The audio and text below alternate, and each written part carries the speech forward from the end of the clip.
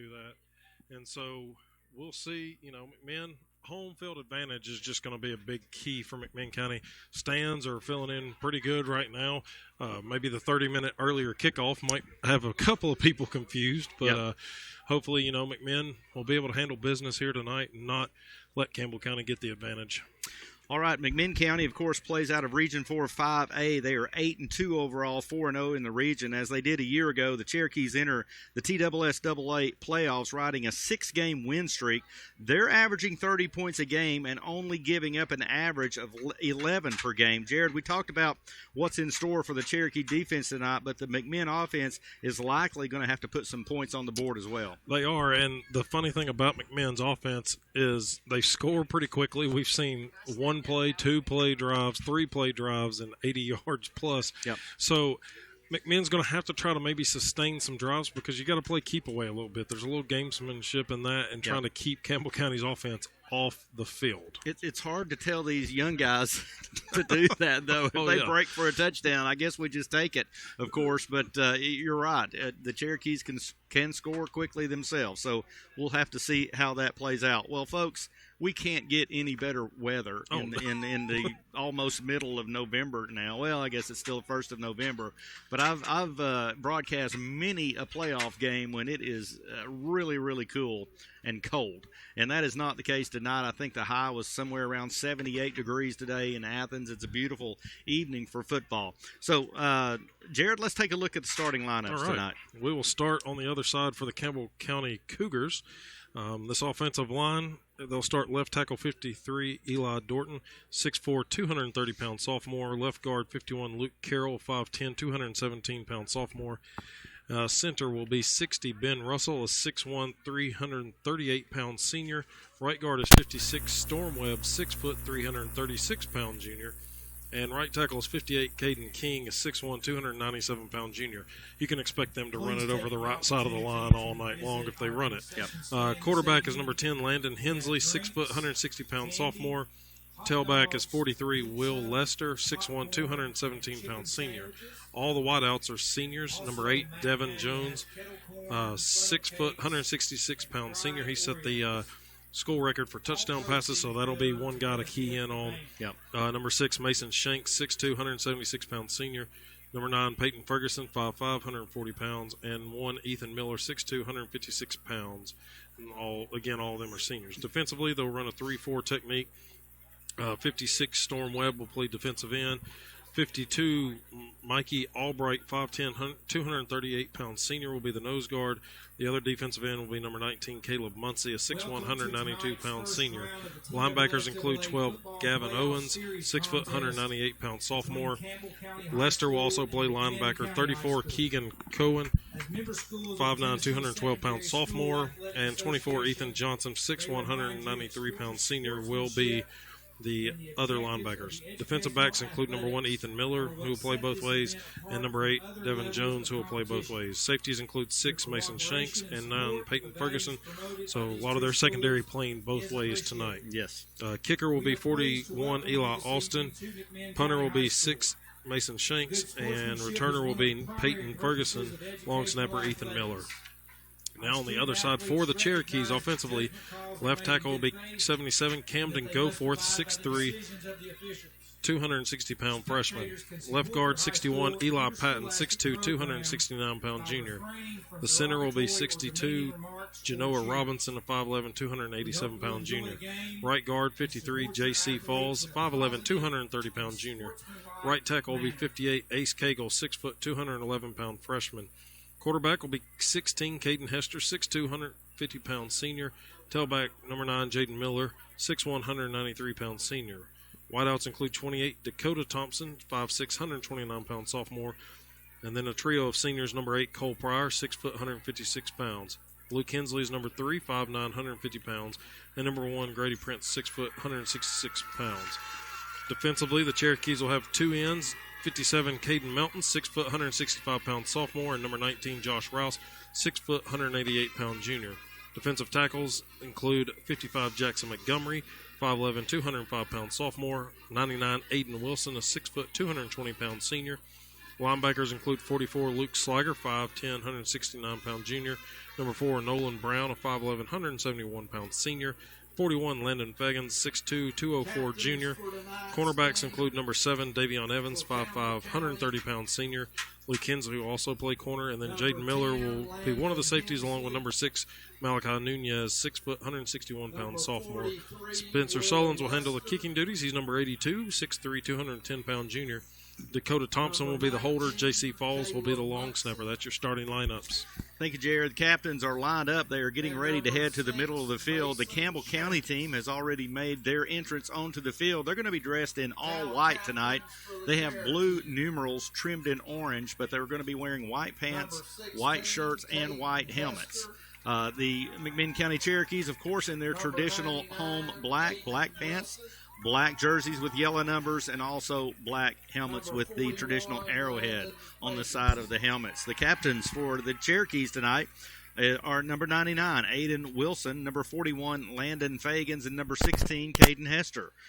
For Campbell County, it's number 10, Landon Hensley, number 6, Mason Shanks, number 43, Will Lester, and number 19, that's Caleb Muncie. So the captains are at the center of the field. You got some photographers out there. You can always tell when it's playoff time. You get a little more media coverage. So they're getting introduced to each other. We're going to keep it right here. We're just a couple of minutes away from football. Cherokees they're out on the field about the 10-yard line. They're getting ready to run to midfield as soon as this snap is over. So looks like Caden Hester having a conversation there with the official, and they have flipped the coin. And let's see who's won the toss. The official getting ready to tell us. It looks like Campbell County has won the toss, and they have elected to receive the football. That's okay. I think if we win it, we might defer to the second half anyway. So all is well. So Spencer Sullins will be the first one to get a foot on the ball. The Cherokees getting ready to come through the run-through sign that the cheerleaders are out there holding it up, and here they come. Led again out by the American flag that's waving in the wind as they carry that onto the field. And the Cherokees, you can hear the crowd behind us. Let's take a look at this crowd. Let me stand up. Still filing in here, and it's growing into a pretty good crowd. But Jared, I think we got a lot of folks still coming in. I think so too, and perfect weather for it. I know a lot a people get nervous, as you mentioned, cold weather, but we've not had any rain issues all year, knock on wood, so hopefully that continues. But this is just going to be a great night for football, high school football playoffs. It's win or go home. So one thing we talked about before the game, their coach, Coach Price, Justin Price, he will coach from the top of the press box, which is really odd. Their head coach will go to the top of the press box. His twin brother actually runs things on the field for him. And so the Price brothers they're kind of well known in that Anderson County, Knox County area. They played football together at Anderson County, then I think went on to Union College in Kentucky and played ball together. And now they've been coaching together for many, many years. So here they are at Campbell County. But that's a little different approach to coaching, but you get a good bird's eye view up there. That's exactly right. He'll be able to see everything from up here. McMinn has one of the taller press boxes and stands, so you get a good view from up top. Sullins is ready to kick off, and we are underway here at Cherokee Stadium. The first round of the TSSAA playoffs. Return man takes it at the 3-yard line. He's up to the 10, coming up the middle. He's met right at the 20-yard line, may have stretched it forward to the 21-yard line, and that's where the Cougars are going to take it first down at 10. One thing that McMinn's defense also did last week, and it's hard to mention in the pregame, but it's SWAT balls. The defensive ends, especially Rouse, Melton, and along with the defensive tackles, they got their hands up. If they can't get to the quarterback, the biggest thing is trying to swat something away. So here we go. Hensley in the backfield right off the bat by himself. Empty backfield. 3 receivers to the left and 2 to the right. And on first down, they're looking to the sideline for the call. Tailback is lined up on the far side at wide out from the slot receiver. Snap, looks to the left side. He's going to hit one of those receivers at the 20. Pretty good block, but Faulkner comes up, takes him down at about the 28-yard line. That's Jones. They lined him up in the slot and just kind of let him drop back a little bit there, throw him a little wide out screen. So up to the 28-yard line. It's a pickup of 7 yards on first down. Second down and 3. We're just underway here in Athens, Tennessee. Cherokee Stadium, Campbell County versus McMinn County. And let's see, the whistles go. They're going to flag. So the Campbell County line began to, I don't know that they were in a 3-point stance, but they all raised up together, and when they did, the Cherokees jumped. However, they're going to call this as a procedure call or false start on Campbell County, so they're going to back them up. They all raised up together, so there's a little odd there. McMinn catches a break there because it forced McMinn to jump, so it's kind of one of those. They could call it a couple of different ways. Now, see, everybody raises up again, not the center. He keeps his hand on the ball, but the other linemen raise up in harmony there together, looking towards the sideline. Now they're back down. Here's the snap. He's going to pass again. Same. It's going to be incomplete. Falls incomplete. He had a receiver breaking over at the 25-yard line. Was probably going to have a little room to run. That was Ferguson trying to come across. Nobody really within a couple of yards of him. Might have gotten the first down, but he drops it. 3rd down and 8 now. The 5-yard penalty really helping the Cherokees right here. Great opportunity right here to get a stop. Hensley waits for the snap. Now they look to the sideline again. Will Lester, the running back, is flanked out to the far left side right now. Play clock's already down to 4. Yeah, they're going to call timeout. All right, Campbell County takes a timeout. We'll take it with them. We'll be back in 60 seconds. Osmond Flooring has just received truckload after truckload of over 15 styles and colors of first-quality waterproof plank flooring for the insanely low prices of $1.89 and $1.99 per square foot while supplies last. And don't forget, they have over 80 styles and colors for every price point and budget. No price matches beat anything. So bring your truck. Or they have the best professional installers around and can usually get the job done within a week. Absolutely worth the drive and easy to find. Osmond Flooring, 2412 South Congress Parkway, across from McMinn County High School in Athens. At Simmons Bank, community matters. Since 1903, we've been dedicated to serving our community with empowerment locally. I'm Shane Wade, Regional President of our East Tennessee Bar. While some things have changed in recent years, one thing that's stronger than ever is our local team's commitment to serving our community. We offer exceptional service and unmatched expertise to provide solutions for your financial needs.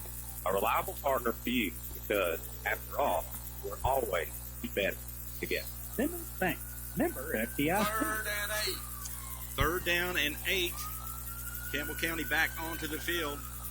Hensley waiting for the snap, looks to his right, looking to throw now over the middle. It's going to be incomplete. The receiver was hit immediately by Landon Fagans. That was Devin Jones coming across the middle again. Hensley's pass. I tell you what, Jared, Fagans timed that up just perfectly. He did, just right there as soon as the ball gets there. And you got to think Jones is feeling that one walking back to the sideline going, okay, if I go across the middle again, I got to know where 41's at. That's definitely, if you're going to take a hit, it's not, you don't want it to be from Fagans, and that's exactly what happened. So Campbell County in a punting situation, Davion Evans and Luke Hensley are back. They're standing at about their own 40-yard line. Here's the kick, and it's going to come to Hensley. He's going to take it, and it just has to step right out of bounds where he took it. It's going to be at about the 43-yard line. Jared, great field position for the Cherokees. Definitely so, and good defensive stand against the offense that you've heard a lot about, them throwing it. Absolutely. Got a whistle somewhere. There's a flag on the far side of the field. Well, you're right. The flag way back down on the 34-yard line. Well, it's a false start. Yeah, and I'll just wipe that off. I think we'd take that. Yeah, they're gonna decline that penalty. Yeah. I don't think you want to risk another punt and having to field the punt and all that. You've got good field position here at the 43-yard line, your own 43. But as you said, Jared, man, what a great job there by the Cherokee. Of course, they were aided by the penalty, but that's part of the game. And that got them behind the chains. Okay, here's Caden Hester back at quarterback after a week off last week at Ottawa. He is back in the lineup. And, of course, that puts Jaden Miller as your running back. It's going to be interesting to see what this defense does. Here is a fake to Miller. Caden Hester's going to keep it. He's going to be up over the 45, close to the 47. Hester keeps. Good little play right there. Pick up a 4 yards on first down. Nothing fancy there. Just pulled it back from Miller. Hester is not walking normally. I'll just tell you that right off the bat. 2nd and 7. He is playing. He is not at 100%. But there's nowhere else he'd rather be. That's exactly right. Here is the handoff to Jaden Miller this time. He's going to pop around to the 50 inside the 45-yard line. He's going to have enough for the first down, and he's going to be into Cougar territory at the 44.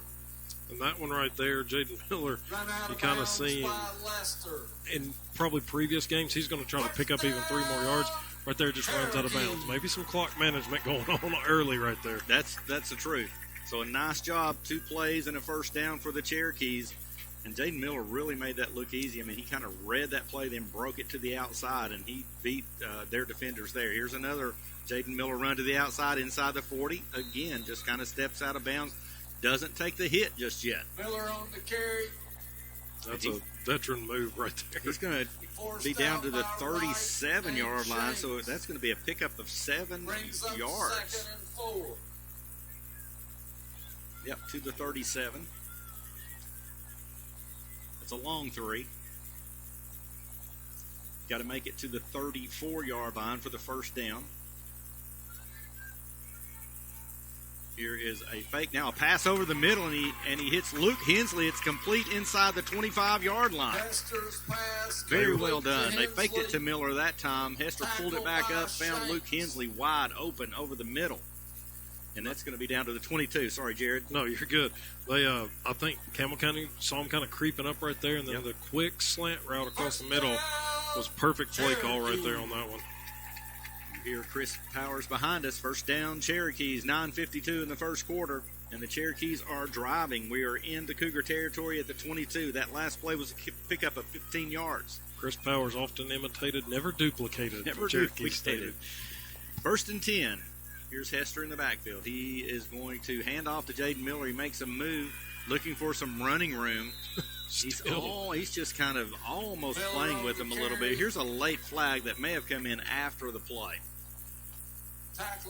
The run is inside the 20 at about the 19, I think. We'll see what the flag is. He kind of created a lot more yardage. I know he danced around a couple of times. Sometimes coaches don't want to see that, but, I mean, Jaden Miller falling forward. And it's going to be a personal foul against the Cougars. So the ball was advanced to the 19-yard line, and now they're going to mark this off, and I imagine it's going to be half the distance to the goal. And it is, and they mark it at the 9-yard line. So the penalty takes it to the Cougar 9. And it's going to be another first down, and it's 1st and goal now. They cannot pick up a first down. They can only get the touchdown. For the Cherokees. Jaden Miller really making this kind of look easy in his runs. Here's another pass over the middle to Hensley. They faked it to Miller again and went straight to Luke Hensley. He was wide open in the end zone. It's a touchdown, Cherokees. Outstanding. I mean, that's the thing with McMinn's offense. They're balanced more than they probably have been in recent years, and you can lull them to sleep running and then just throw it over the middle. And it doesn't. No long throws on that drive. Just really nice throws right over the middle, short, but they were wide. Luke Hensley was wide open. 9 minutes, 11 seconds in the first quarter. McMinn takes the lead, 6-0.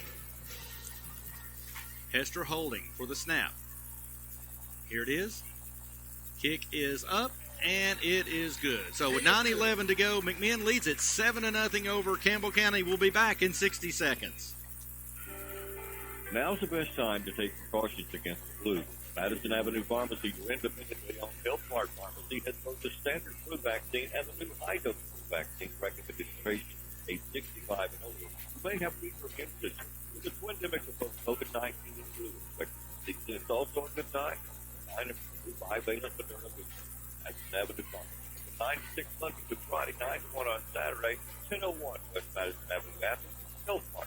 Take your time to listen. Here. Companion Funeral Home of Athens is thankful to have served thousands of families since opening their doors in 2007.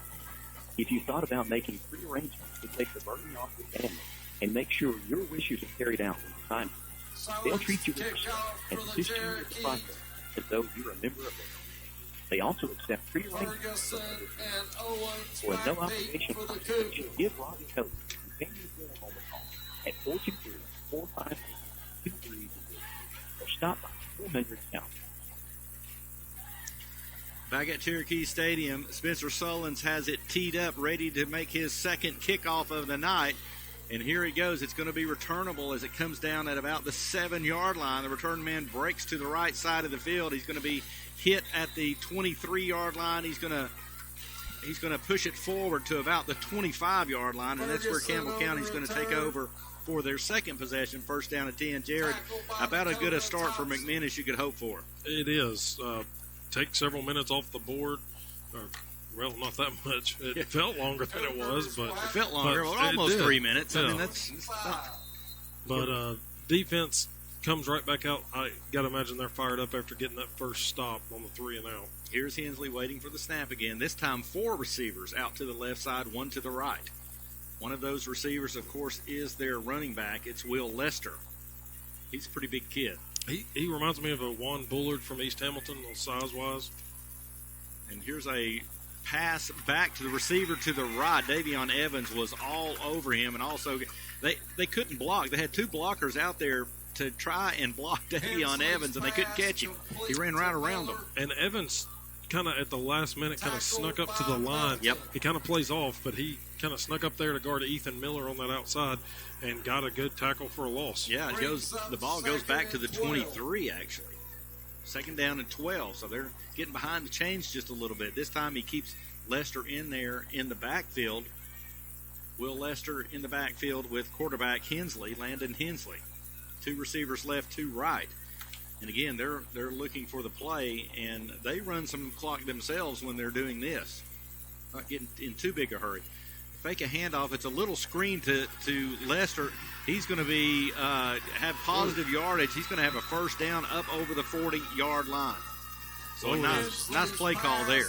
Lowered his head there against Ethan Faulkner coming in, and Lester's a big boy to try to defend against that. Pickup of 19 yards takes it up to the 42-yard line. That's one thing, watching a little bit of film from him, or Lester specifically, his highlights, just see if they run the ball. Screen passes are where they're going to use him the most, which makes sense in their air raid offense. I know Coach Cagle talked about that line when they sense that screen's coming, they got to retrace their steps and just head right back from where they were. There's Davion Evans coming up again over. Here's a pass over the middle. It's going to be intercepted. Ethan Faulkner intercepts it at the 49-yard line of McMinn, and it's a turnover. McMinn County's going to take over possession. And the woo that I just let out was a little bit premature because I saw Luke Sliger get a clear path to the quarterback, kind of hung back a little bit, hole open. He was blitzing hard coming right at him, and so that pressure, I think, really helped kind of make that throw a little off-kilter. And big pick there by Faulkner. It is, and after the interception, McMinn takes over at their own 49-yard line, so basically right at midfield. Here's Hester back in the game with Jaden Miller at running back. We have 3 receivers split to the left side. Here's a fake handoff. Now Hester looking for running room. Can't find very much, needs to go down. Yep. He's going to pick up a yard to the 50. Unreal. That one looked like it was stopped from the get-go, and he at least gets positive yardage out of it. Second down and 9. We're at 7 minutes and 8 seconds to go here in the first quarter. Nothing that McMinn would rather do than get another score in here early. We know that this team, the Cougars, have a lot of firepower, and they're capable of coming back, that's for sure. So the more you can build up, the better.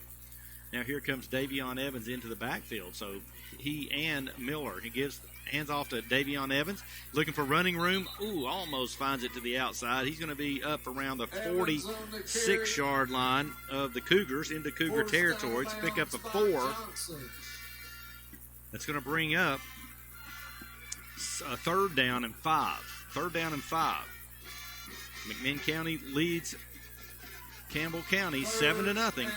6:43 to go. Clock is stopped with the runner going out of bounds.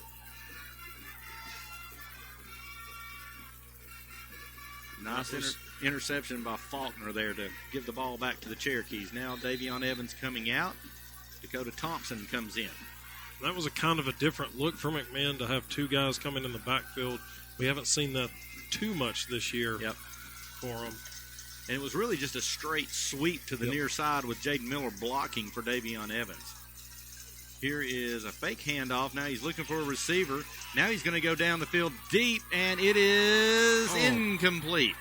It was intended for Pryor. He had to go down to the ground to try and bring it in. Just could not do that. So now it's going to be 4th down and 5. That one just kind of maybe rushed a little bit. And maybe with that ankle not able to step into that one a little bit. He was also looking for something shorter over the middle. And that wasn't there that time. It might have been Hensley who got covered up, and then he saw Pryor going deeper and just couldn't get that ball quite to him. 4th down and 5. Cherokees are going for it.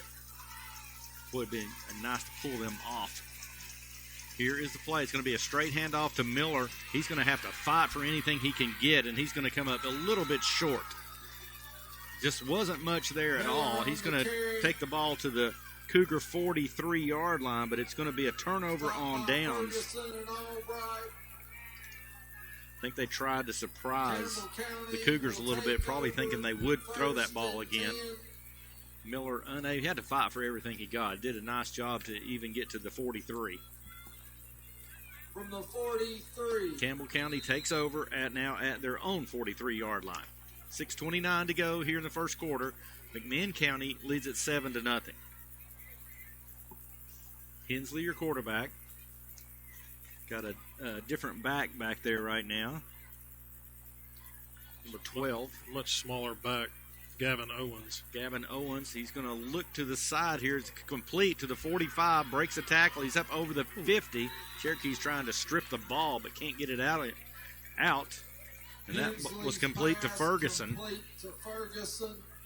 And that's going to be close to the first down. They're going to take a look at it.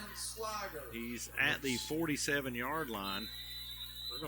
I think they're going to have to measure. You're almost right on that line right there, but Caden Melton was coming in right there to make the tackle and really had his arm on it because you could see Ferguson kind of reach back and go, I'm about to lose the ball. And so McMinn's going to try to force some turnovers. Had to stop his momentum just to try and get his hands back on a good firm grip back on the ball. So close to maybe another turnover there.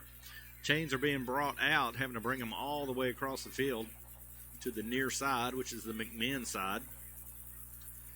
And they're going to stretch it, and it is a first down. So the ball's going to be spotted. We'll call it the 47-yard line of McMinn.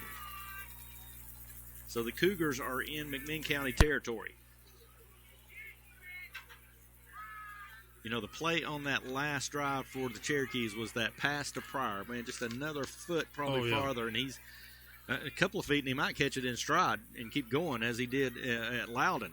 And I thought with him falling to the ground, I thought, okay, well, he's at least got a stable base, but just didn't work out for him. Now back to an empty backfield for Hensley, and the team looks over. It's interesting that not only the skill players look, but also those linemen raise up and take a look at what the play is. And back to pass, looking for, there he is, coming over the middle again. And the ball pops out of the hands. I think that was Ferguson again. Aiden Wilson was in the area, but couldn't come up with the football. It may not have been as close as what we could. Our view, it looked like it was bouncing right to him. But it goes down as an incomplete pass. Going to be 2nd down and 10. Yeah, from up here, we definitely think things are a lot closer than they are. So, again, that is the new back into the backfield. Owens. Lester may, that hit he took on the screen pass, he just be sitting there. He's taking a break. Far end of the bench on the rolling out to the right is Hensley. He finds a receiver on the right side. It's going to be a positive gain, but of minimal yardage, maybe 4 or 5 yards. And I think that was Mason Shanks with the catch. Tackled by Evans. They are going to mark it back at the 43-yard line on the completed pass. Brings up 3rd and 6. So a big 3rd down here for the Cherokees. It's going to go empty backfield. And We're going to say that a lot tonight because that's almost about 80% of what they do.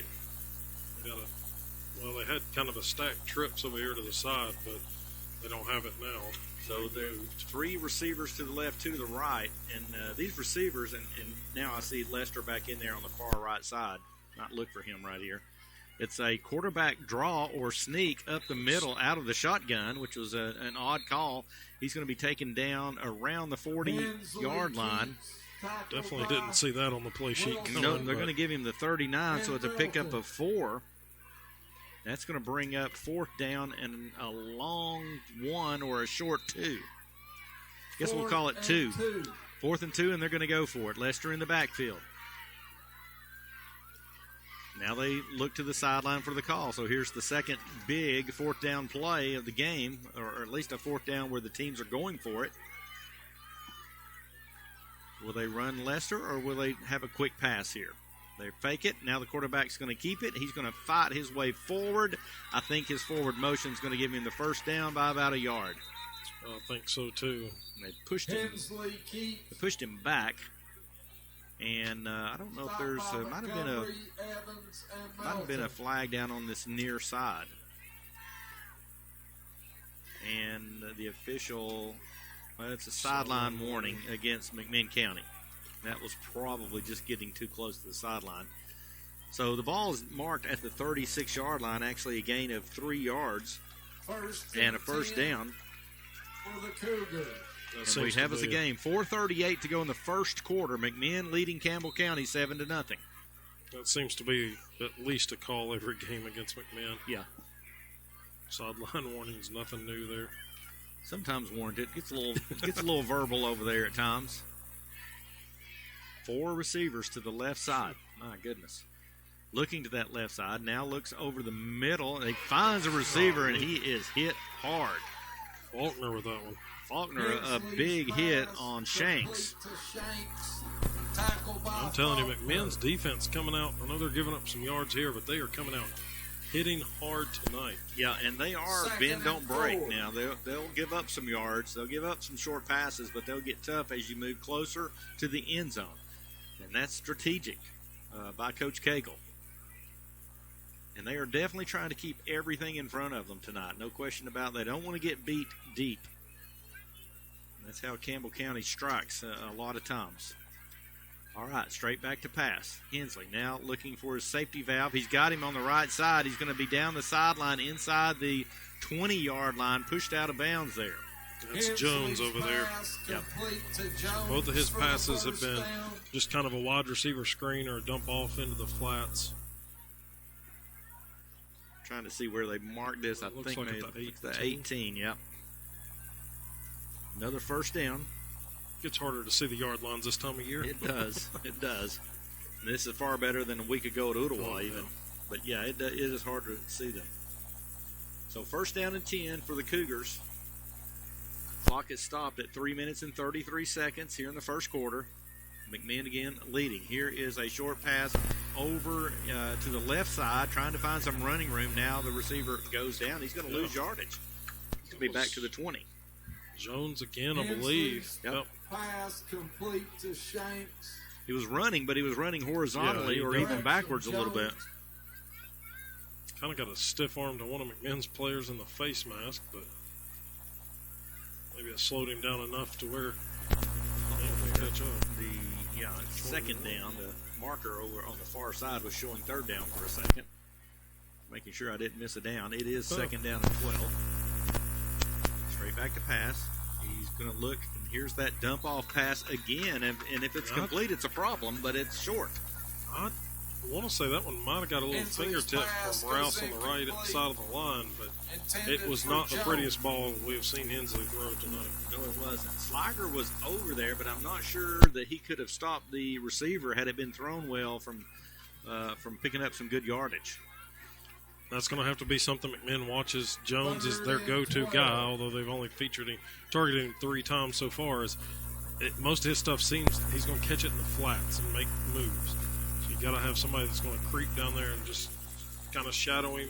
Don't give him enough room to catch it and run. It's a big play right here on third down and 12 at the McMinn 20.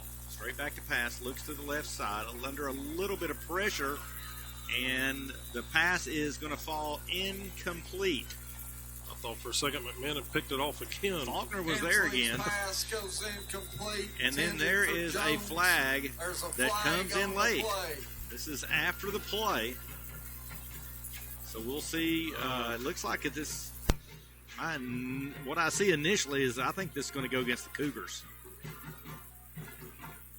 Unsportsmanlike conduct. Oh, they're going to get them both. So it's going to be offsetting.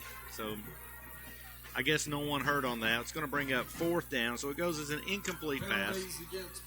And offsetting penalties brings up 4th down and 12. And the Cougars are going to go for it. They're kind of in that area unless they have a really, really good kicker.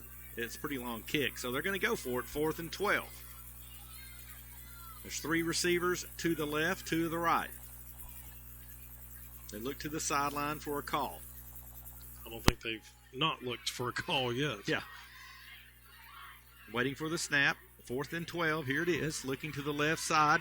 Gets under a little bit of pressure. Throws into the end zone, and they are going to call a penalty. The pass falls incomplete. Had a defender who, I think it was Faulkner, who kind of dove trying to catch the ball, and I think they might call interference because he might have nudged him as he goes diving for the football. But it sure didn't look like there was much there. That was going to be a good no call, as I like to say. And pass interference on the defense. Pass interference against the Cherokee. McMinn got good pressure again back there on Hensley. He was getting hit as he threw it. So, okay, it's a 10-yard penalty from the line of scrimmage, so that's going to make it 4th down and 2. So it's still 4th down, but the ball now marched down to the 10-yard line. That's a tough call right there. After the penalty, it will be 4th and 2. Watch out for that quarterback draw play again. Lester in there. Will Lester in as the running back. Again, he's got a pretty big frame to him. Looks like he could get 2 yards for you. Need a good push here. Landon Fagan's there in the middle linebacker spot. Just kind of, I think, going to be the key to kind of stay with Lester right here. Yep. Here is a handoff to Lester. He goes up the middle. He's going to have enough for the 1st down. So the call comes back to haunt them there. And Campbell County going to be able to keep this drive alive. He picks up the 1st down by probably a couple of yards. I think they're going to mark this ball down at about the 8. Actually, the 7-yard line. So down to the 7. 1st and goal for the Cougars. Here's the snap back. They're going to fake it to Hester. Hensley's going to keep it. Not much running room there. He's going to be lucky to get back to the line of scrimmage. Hensley keeps. Jared, you can see that it's not a strong running game. They're going to run a little just to it's honest, all been over the right side of that line where you got 2 guys over 330, 1 guy at 297. Got a couple of yards on that down to the 5. A lot more than I thought he got from up here. Yep, for sure. Cherokee defense wanting to get a big stop right here. 2nd down and goal to go at the 5. Got Jaden Miller, who's on Jones in that slot position.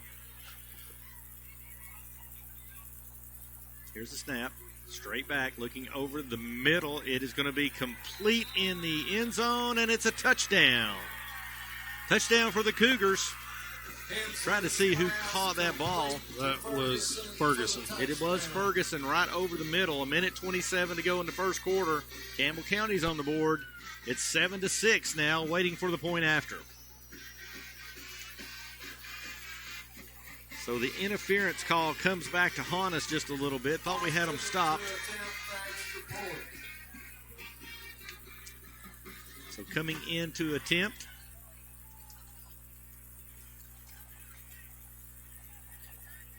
Eli Austin.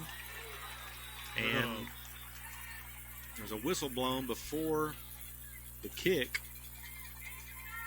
McMinn going to get called for offsides, I believe. Yeah, I think they still could have blocked it as far as they were. Davion Evans could have just taken it off the foot.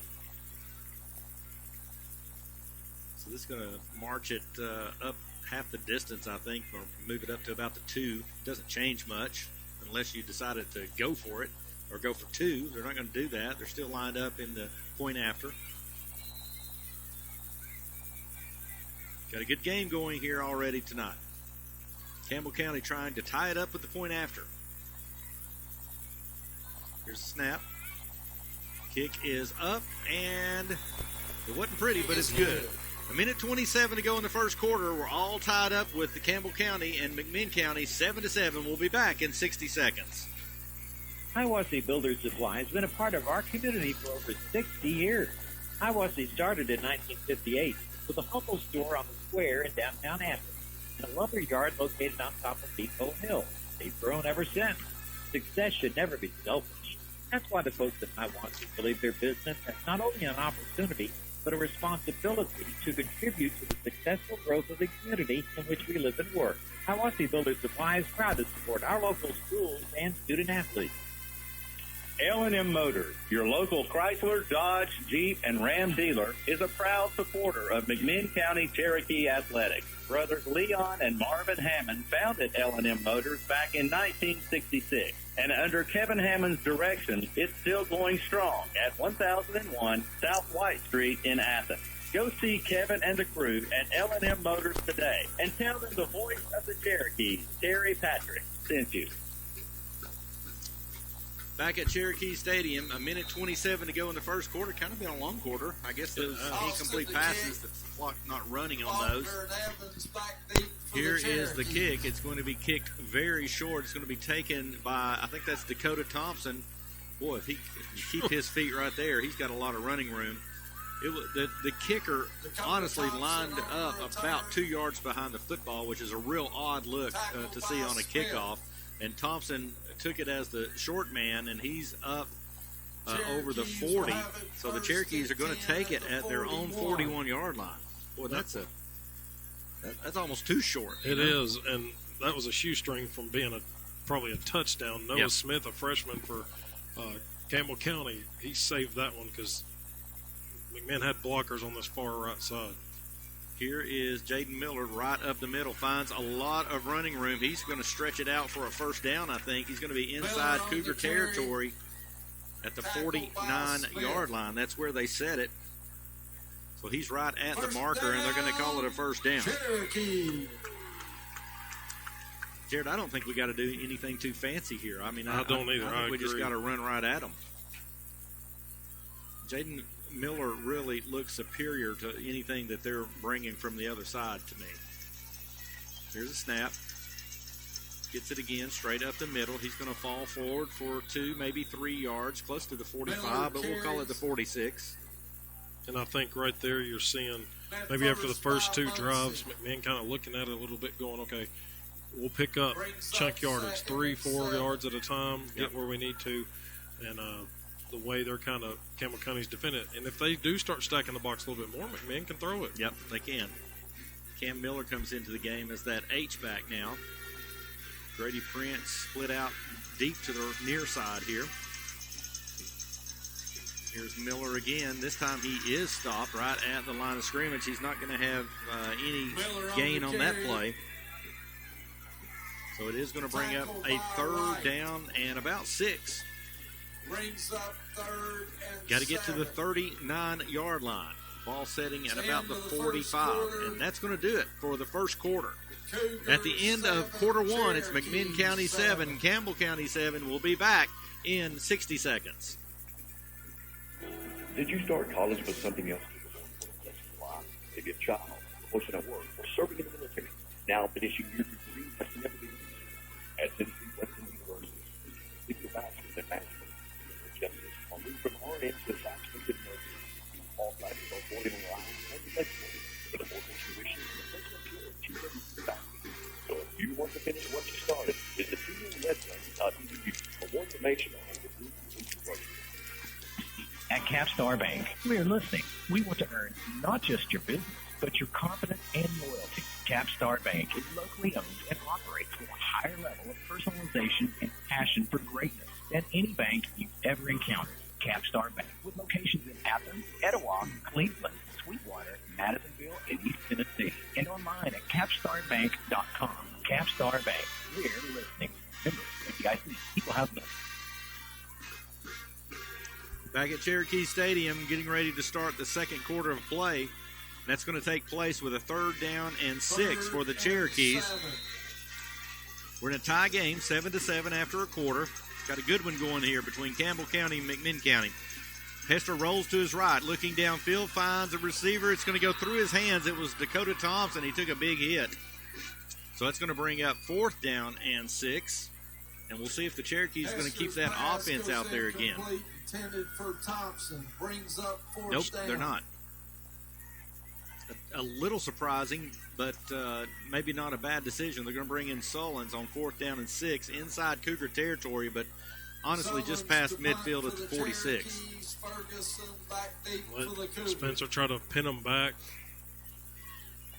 Make it a long field for the Cougars at least. Jaden Miller's the up back. Keep an eye on him. Here's the snap. It's a good one. Here's the kick. It's a nice spiral that's going to hit inside the 5-yard line, and Davion Evans is going to be sure that he covers that. That's a great guy to have down there with his quickness. And so he touches the ball at the 4-yard line. So outstanding. That's exactly what you want it to accomplish.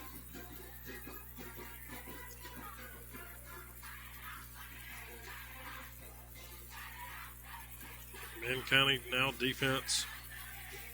Can just kind of keep them in front of you. Will take over 1st and 10. 1st and 10 at their own 4-yard line. So they've got to go 96 yards this time against what's usually a very stingy Cherokee defense.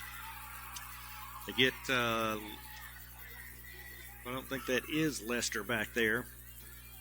I think that is Owens again back in the backfield. And it is. He's got a little better size than I thought he had. Back to pass. Nope, now they're going to, it's a draw play to Owens. He's going to be taken down in the end zone. It is a safety. A little bit of an odd call right there. Woo. The quarterback took the ball back, and it just looked like he was going to pass, and at the last minute tried that little draw play, but they were a good 2 yards back in the end zone. Yeah. Sitting there looking, can still see the goal line, and everybody's behind it. I mean, that's so big play. I don't know exactly who made that tackle. Montgomery, so is what they have said over the PA. But surprising to not see them just kind of try to get it out maybe through the air a little bit, as effective as they were. But McMinn will take those 2 points to regain the lead. Absolutely. I tell you what, that's a play I think they would want to have back, or a play call. So now what happens after a safety? Well, you're going to get the ball right back. You get the 2 points, and then the Cougars are going to have to kick or punt from, I think, the 20. And so the Cherokees are going to have the ball again. The Cherokees, by the way, right now moving towards the school. They're moving right to left after this kick. Should have good field position again. A big play right there. And the Cherokees are up now 9-7. Montgomery with the tackle. There were some other Cherokees there as well. There was. We'll give Montgomery the credit on that one, though, because that big for them to just kind of get that pressure up the middle, collapse it against this big offensive line that the Campbell County showcases. Yeah, I mean, there was a big push by our defensive line. I mean, they pushed them straight backwards. And they were at the 4. I mean, you have to be way back there to get a safety. Here is the kick. It is a kickoff. It's going to be taken by Davion Evans at the 34. He's to the 40. Going to try to find some running room up the middle, and he does. He's over midfield. And the Cherokees are going to get it back at the 47-yard line of the Cougars. Great return. Another one that looked promising with some blocks set up early. I tell you what, we're going to break a run. We're going to break a long run before this is all over. I like the confidence. You can just see the speed out there. I think we just have a little more speed than they do. And we're getting close to breaking one already. So here we go. Hester back out there. The ball setting at the Cougar 47-yard line. And it is 1st down and 10. The score, McMinn County 9 after the safety. Campbell County 7. Here is Jaden Miller up the middle. He's going to have about 5 yards, I think. He's inside the 45. Miller on the carry. And we'll see where they mark it.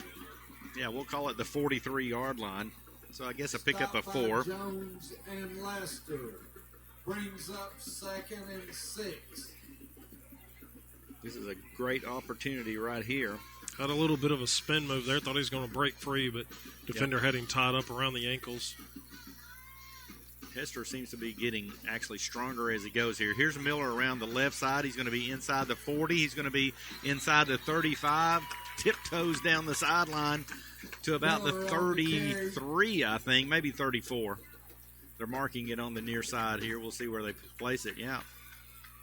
Two key 33. blocks. Run out of bounds by Smith. 2 key blocks right there. One of them by Cam Miller, the little brother of Jaden Miller, from the H-back, but also Luke Hensley as a wideout, kind of setting a good block on the outside to free Miller for the first down. You know, I'm not sure how much longer we can call Cam Miller the I know, the little brother. He is really the younger brother. He's Let's on call him size, that. I tell you.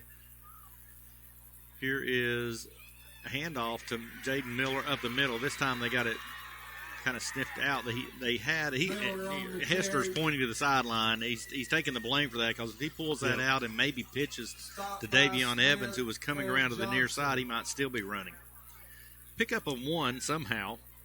And that's the vision that I think Caden Hester possesses. He kind of can show, okay, I know I messed that one up. I'll know to look for that next time a little bit better. Exactly. Now here comes Davion Evans again, back into the, I guess, backfield or H-back. He's going to get it around the left side, looking for running room. There he goes, inside the 20. Now inside the 10, needs one block. He's going to be in the end zone. Touchdown, Cherokees, 10:09 to go here in the second quarter. There it is. You called it. Needed to break a good one, and there it is. There is that speed, and that's exactly what that run showed. It's just how much more speed there is coming out of that Cherokee backfield. He just kind of walked over at the very end of that play, waited for a block to develop, and just kind of walked into the end zone, the very corner of the end zone near the pylon. Now they're going for 2 inside, and it's a touchdown. It's a 2-point conversion. I'm pretty excited up here. That's Aiden Wilson. Aiden Wilson catches it in the end zone for the 2-point conversion.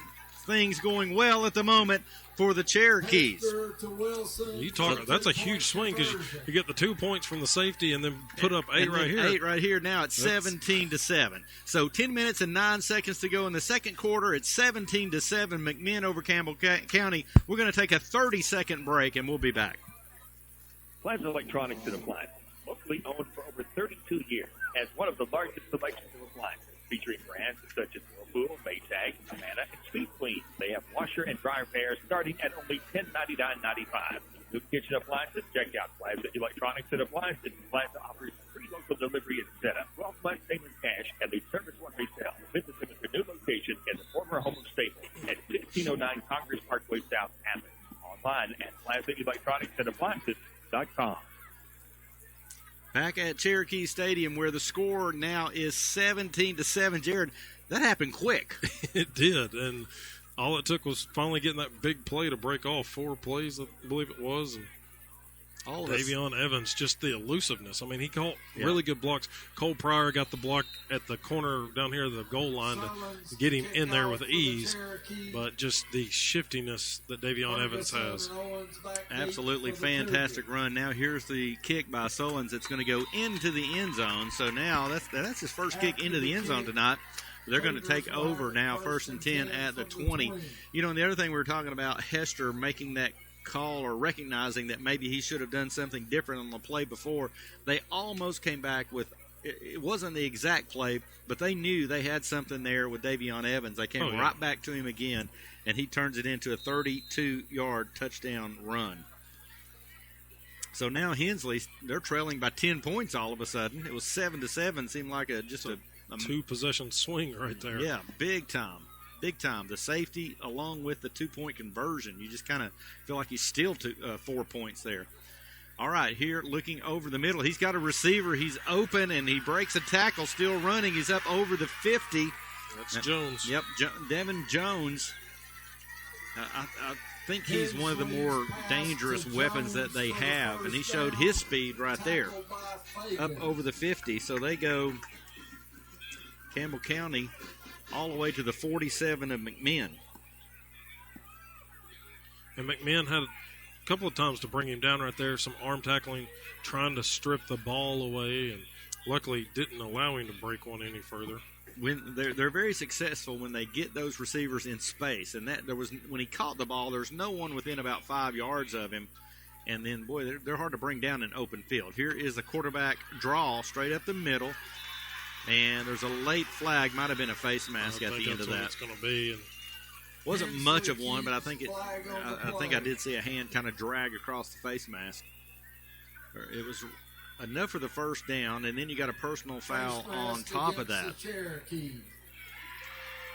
So that's going to move the ball 15 more yards, and that all of a sudden they're down to the 23-yard line.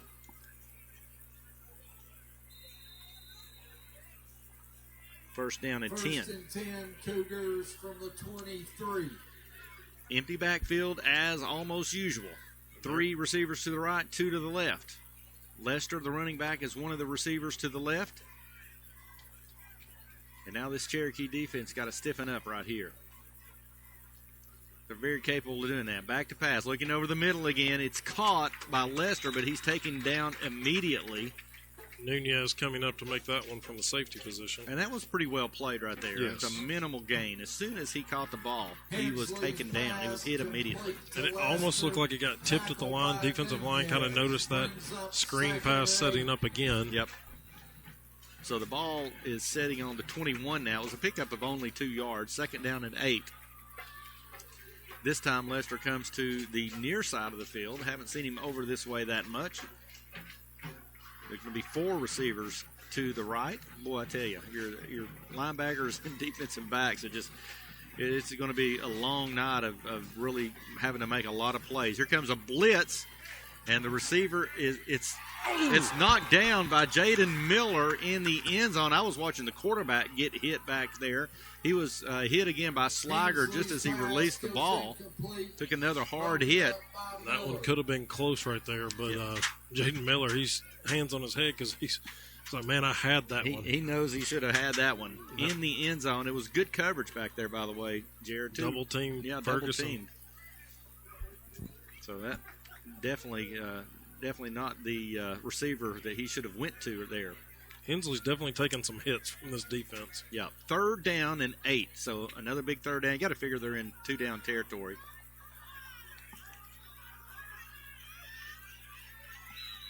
Now they're going to have to take another timeout. Play clock got way down. Timeout. And I can hear a lot of people yelling. I don't know. I think they wanted another call on the Cherokees, who kind of jumped as those linemen shifted, but no call. So we'll just keep it right here. Again, we've got a couple of guests coming up at halftime. It's 8 minutes and 8 seconds to go in the second quarter. Andy Bailey will be here, former McMinn County and former kicker at Georgia. Now, are we going to talk about the kicking game, or are we going to talk about the Bulldogs? Well, I told him, I did talk to him last night a little ahead of time, but I told him, unfortunately, we'll bring a little bit of that up. And I haven't texted him yet, but he's down there with his family who are down here, and I see the Georgia jacket. So, I mean, he's going to rub it in a little bit. And, hey, I don't blame him. He was a Division I kicker at a SEC school. Absolutely. Wear that proudly. Mark Lockmiller will be up.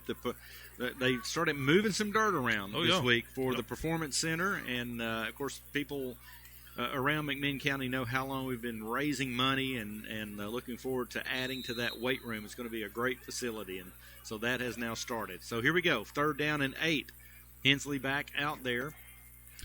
Third and after the timeout, they still got to look over and get that play call. Still got to make sure they get it.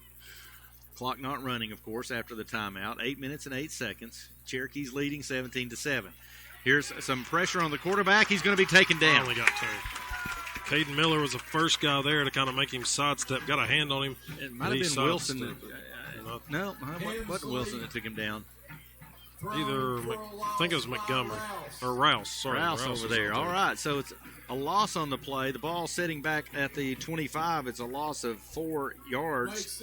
It's fourth down and 12. They're up to the line quickly. And now they'll stop to get the call again. It's fourth down and 12. Clock running now. 7 minutes and 30 seconds to go in the second quarter. Be nice to get the ball back right here. Maybe punch in a score, and then the Cherokees will get the ball coming back out in the second half. Going to roll to the right. Looking for a receiver. Needs 12 yards. Throws it downfield. It's complete at about the 12-yard line. And that, I believe, will be enough for the first down. They're going to mark it at the 13. Yep, that's just enough for the first down. That's pretty well done right there. Well, that was a big play. The Cougars really needed that to feel like they're staying in this game, I think. And they're taking a look at it. It's right at the 13-yard line. I think they're going to. They may measure. They're going to mark him. Yeah, they're going to measure it. Timeout for the So here we go. They're going to bring the chains again, once again, all the way over on the other side of the field. Stretch them hard, guys. Stretch them hard. Let's see what we got here. Men's been on the other side of that a few times this year where they stretch it 3 or 4 times. Ball resting at the 13. Boy, it's going to be pretty close. Has he got it? Yep. Maybe just inches. Yeah. It was not past the white stripe on the nose of the ball. Good gracious. Okay, down to the 13-yard line. Campbell County is going to have it first down at 10. I've got them with 8 first downs, 3 of those coming on 4th down plays. Man. Now, one of them on the previous drive 2 drives ago now, because the safety on one of them, but the other one being helped by that pass interference got them in 4th and short. Need to get some pressure on him again right here. Maybe sack would be big. 7 minutes and 6 seconds. Clock running again. That Cherokee defense again being asked to stand up, have a big stand right here. They had that one defended well. Aiden Wilson was coming, chasing him from behind, and just was a split second too late. There's a run, whistle before the play. It's going to be a false start, so that's going to cost them 5 yards right off the bat. That quarterback, it's not really a quarterback draw. It's just a quarterback run. It's just a straight sweep with the quarterback, but it's been pretty successful. I don't know, just don't have that cover. You don't expect him to just take off. With that line they've got 5 against 4 up front for McMinn. They're going to take their advantage there, and that's what's freed him for some positive yards on some key plays. Penalty moves it back to the 18 now. It's first down and 15. Right now the yards are more important than the down marker. Just keep pushing them back. And I do wonder how many false starts they probably had this season on where everybody goes down and you stand back up. You can kind of get away with some stuff. They might have got them again. Delay a game. Wow. Yeah, you're right. Delay a game. Going to cost them 5 more back to the 23. 2 penalties back to back. Well, that's frustrating for a coach. I think they're pleading their case that they called the timeout, but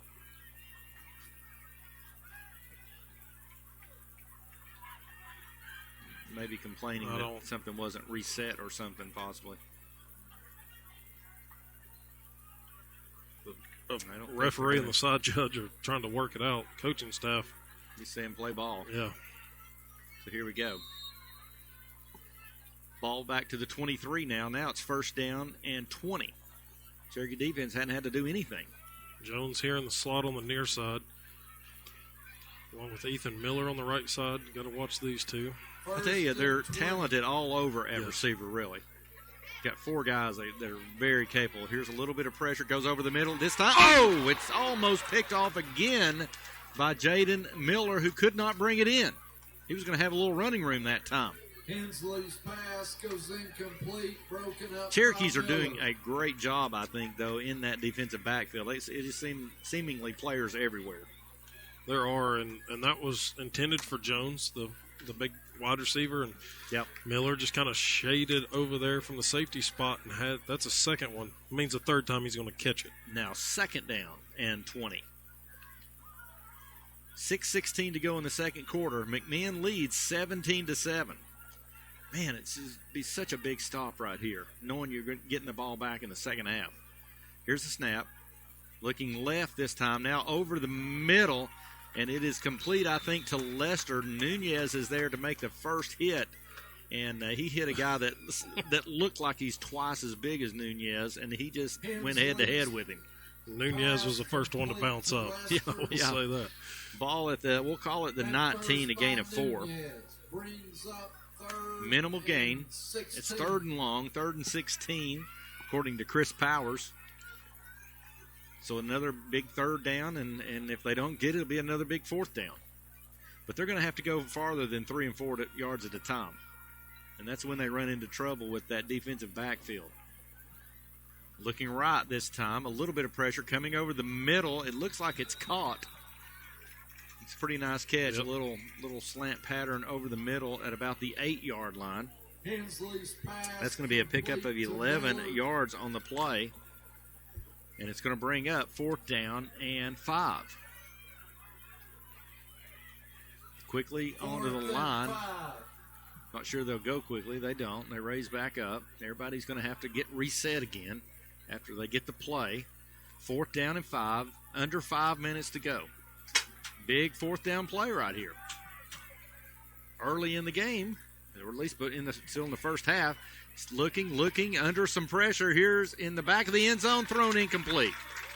Rouse was back there putting the pressure on him, and he just had to basically throw it away into the back of the end zone, and it's going to be a turnover on downs with the incompletion. And, Jared, another big stop by this Cherokee defense. That is huge because the way Campbell County, you had them 1st and 20, 2nd and 20, and you're just kind of being able to stop them, but they're able to just pick up some chunk yards here and there, and they were getting back into manageable situations, not going away. McMinn takes over at their own 8-yard line. It's 1st down and 10. The Hester and Jaden Miller in the backfield. This time it's going to go to Miller up the middle. He's kind of bounces out to the outside. He's going to find a little bit of running room, 15 up to about the 19. Man, he pushed 3 guys by himself about 3 yards. Yeah, all the way up to the 19. Tackled by Wright. Big run there. Yeah, it didn't look like there was much there. He made it into something. Now here comes Davion Evans, going to give Miller a break. First down. Yeah. I can guarantee you the Cougars are taking note that Davion Evans is back in the game. He is the sole back now, along with Hester at quarterback. He moves to Hester's right. He's going to get he does get the handoff, but he's going to be stopped immediately. In fact, he's going to lose yardage. Evans on the carry. That time, we had about 3 Cougar linemen kind of break through the line, just nowhere to run that time. So ball back on the 18-yard line, loses a yard. So it's going to be 2nd down and 10. 2nd and 10.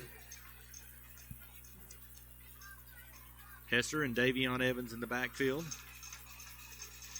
That is Cam Miller, I think, coming as the H-back, setting to the left side. And here's a fake to Davion Evans. Hester's going to run. He's going to be over the 25 up to the 26-yard line. Hester Going to pick up of about 8 yards. Good read on that one. They defensive end went with Evans on the fake. Still not certain. Well, I know Hester's not 100%, but he's out there gutting it out, and really he's running the offense. He's playing a good ball game for sure. He's a fighter. Here it is, Miller up the middle. He's going to be stopped short of the 1st down. He's going to be a couple of yards short. So here's a decision by Coach Cagle. And with 2:57 to go, let's see, it's up to the 28-yard line. It was a pickup of 2. Didn't look like it was that much. Boy, it's 4th down and 1. Brings up 4th and 1. This is a big call right here. Offense is staying on the field. They might talk about this when the play Got all clock 3 is timeouts. not running. Now it begins to run. Jaden Miller in the backfield. I think that's Cam Miller that's set to the right side. They're going to bring everybody here. They've got all 11 guys within just a few yards of the line of scrimmage. It's going to be tough sledding here to run this football. The linebackers are coming. Oh, they almost jumped. Looked like he got in the neutral zone. Yep. They were trying to draw him off. And, boy, it looked like they had accomplished that. And I think that official missed that call. And guess what? Coach Cagle's letting him know about it. Yep.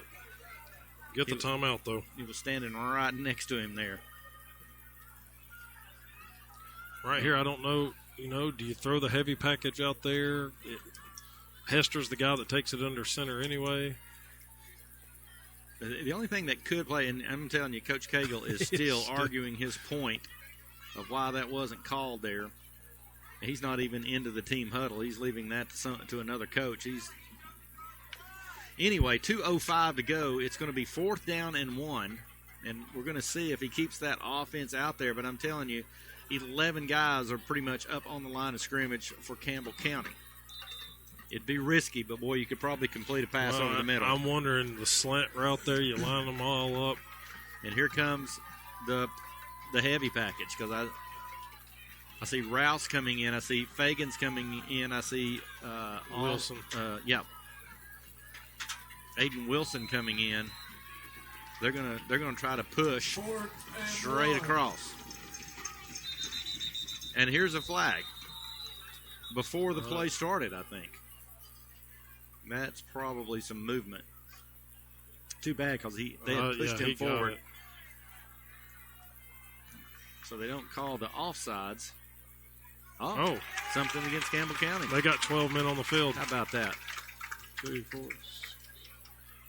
Yep, 12 men on the field. They still got them. Still got 12 on the field. So after all that, it's going to be a first down for the Cherokees. And they're going to march it forward to the 33-yard line. We will take it. After the penalty, Cherokees will have it 1st and 10. That's a huge break for McMinn right there. Big play. Here's Hester, high snap. He fakes the handoff. He's going up the middle to 45, over the 50, to 40. Inside the 40-yard line to about the 36-yard line is Caden Hester. I thought he had handed it to Miller. He pulled it back in, and it was a great decision. Outstanding job by Hester. Yeah, big Not play. showing any issues on that one. Yeah, they're going to mark it at the Campbell County 36-yard line. 1st down, Cherokee. 1st and 10. Here is the handoff to Miller this time. He's trying to find some running room. Just nothing there. They're going to take him back, push him back. He's going to pick up a yard up to the 35-yard line. Clock at a minute, 26 seconds to go. Showing the scoreboard showing 2 timeouts left for McMinn. Yep, that's what I've got them at too. Miller coming off, Evans back in the backfield. And that run by Hester right there really has set them up in better position here as the clock winds down. Yeah, absolutely. And with 2 timeouts, there's plenty of time here. Here is a quick pass to Smith. And it falls incomplete. Yeah, I think he was kind of almost attached to him before he ever tried to catch the pass, but it's going to go as an incomplete pass. I know usually within 5 yards they'll let you play with it, but if you got the guy wrapped up, that one's it's kind of pushing it. Here's 3rd down and 9. The team's back out here very quickly, not using a timeout right now. Clock, of course, is stopped with the incomplete pass, but thought they might want to talk about this play call. 3rd down, of course, hey, it's a whole new era of football. I mean, they can get the message to them. Now here comes Davion Evans. It's a quarterback draw, not much there. Not a bad play call. It just kind of ran into some traffic there. He takes it inside the 35, I think, to about the 34. It's going to be 4th down. Yeah, they're going to mark it at the 34. Only a gain of 1. Brings up 4th and 8. They're going to have to go for it. I think it's a little bit out of Solon's range. At least range that he would feel comfortable hitting a high percentage of. He could kick it that far. Grady Prince has got a lot of room on that far side. Straight back to pass. Got plenty of protection over the middle. It's caught by Hensley. Got to call a timeout. 13.8 seconds to go. The pass is complete at about the 20-yard line. So with 1 timeout left, they're going to be able to really open up the playbook here. They could run or pass and set themselves up a little closer for the field goal if they wanted to run, if they chose to do that. However, might get a couple of throws into the end zone with 13.8 seconds to go. And the good thing, if you don't take a loss, you're at least still in Solon's range to knock one through here. Absolutely. So there's a timeout on the field right now. We're going to keep it right here. Sullins is out there. He is not out on the field. He's at the sideline kind of practicing some kicks, so he's going to be ready if need be. Be nice to at least put up 3 right here. The Cherokees have held this potent Campbell County offense to 7 points at this point here in the first half. Remember, the Cherokees get the ball back coming out in the second half. I want to say a few minutes as I look at him on the sideline down there. Coach Jason Howard, he's going to be inducted into the Tennessee Wesleyan Athletic Hall of Fame next weekend. So I want to say congrats to Coach Howard on that. Yep, absolutely. And Rick Mays, I know he's a longtime Cherokee supporter. He's also going into the Hall of Fame at Tennessee Wesleyan this next coming weekend. So congrats to those guys. All right, back onto the field. It's first down and 10, but more importantly, 13.8 seconds to go here in the first half. Cherokees having to run a player on after that. Hester in the backfield, going to roll to his left under a little bit of pressure. Now he's going to throw deep into the end zone, just overthrown, and now 8 seconds on the clock. It was 13.8, so you took just a little over 5 seconds for a play that took a while to develop. So I think they could run one more, especially knowing that they've got a timeout left. Got to be something quick. Yep. Can't let it set up like that. The roll, I mean, he's kind of rolling across his body on that one. But still, I mean, he got a lot on that one. Just couldn't drop it in there to Faulkner. Yeah. And that's the way it would have had to have been done like that. Faulkner looked to have a step or two on the defensive back, but the pass would have had to be perfect. Davion Evans to the left side.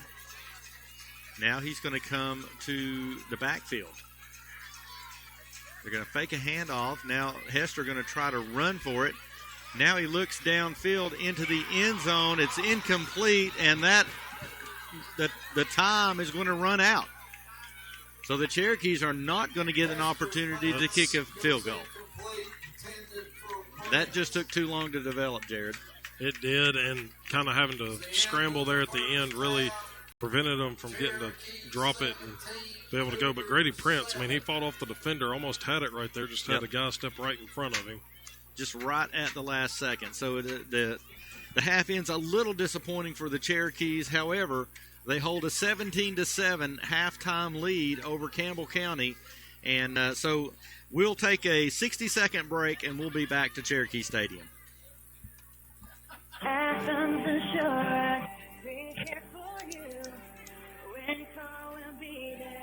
Nothing we can't do with integrity and excellence. We will see it through. Ladies and gentlemen, please welcome to the field the Campbell County High School Cougar Marching Band. I'll recap. Okay. We'll take another 60-second break, and we'll get you and Andy on here. The Beatles. Selections tonight will Count on Star Regional Medical Center for your annual mammogram. Our 3D mammography provides more accurate screening. Terry Patrick, I hadn't really officially met you, but good to meet you. If you're 40 or older, it's important to get a mammogram every year. Schedule yours today. Star Regional Medical Center. From the routine to the unforeseen, count on us. Learn more at starregional.com. tonight's featured soloists include trumpet. Back at Cherokee Stadium, it was an exciting first half of football, and the halftime score here at Cherokee Stadium, McMinn County 17, Campbell County 7. McMinn County will get the ball coming out in the second half. A nice start to the game as Campbell County wins the toss. They take it at their own 21-yard line. They would go 4 plays with a penalty, actually, and would have to punt. It was a nice stand by McMinn County. McMinn County takes it and go on a 7-play drive that ends in a 9-yard touchdown pass from Hester to Hensley. The extra point is good by Sullins, and with 9 minutes and 11 seconds to go, it was 7-0 McMinn County. Campbell County gets it again. They go 2 plays and then throw an interception. Faulkner comes up with the interception, and McMinn takes over at their own 49-yard line.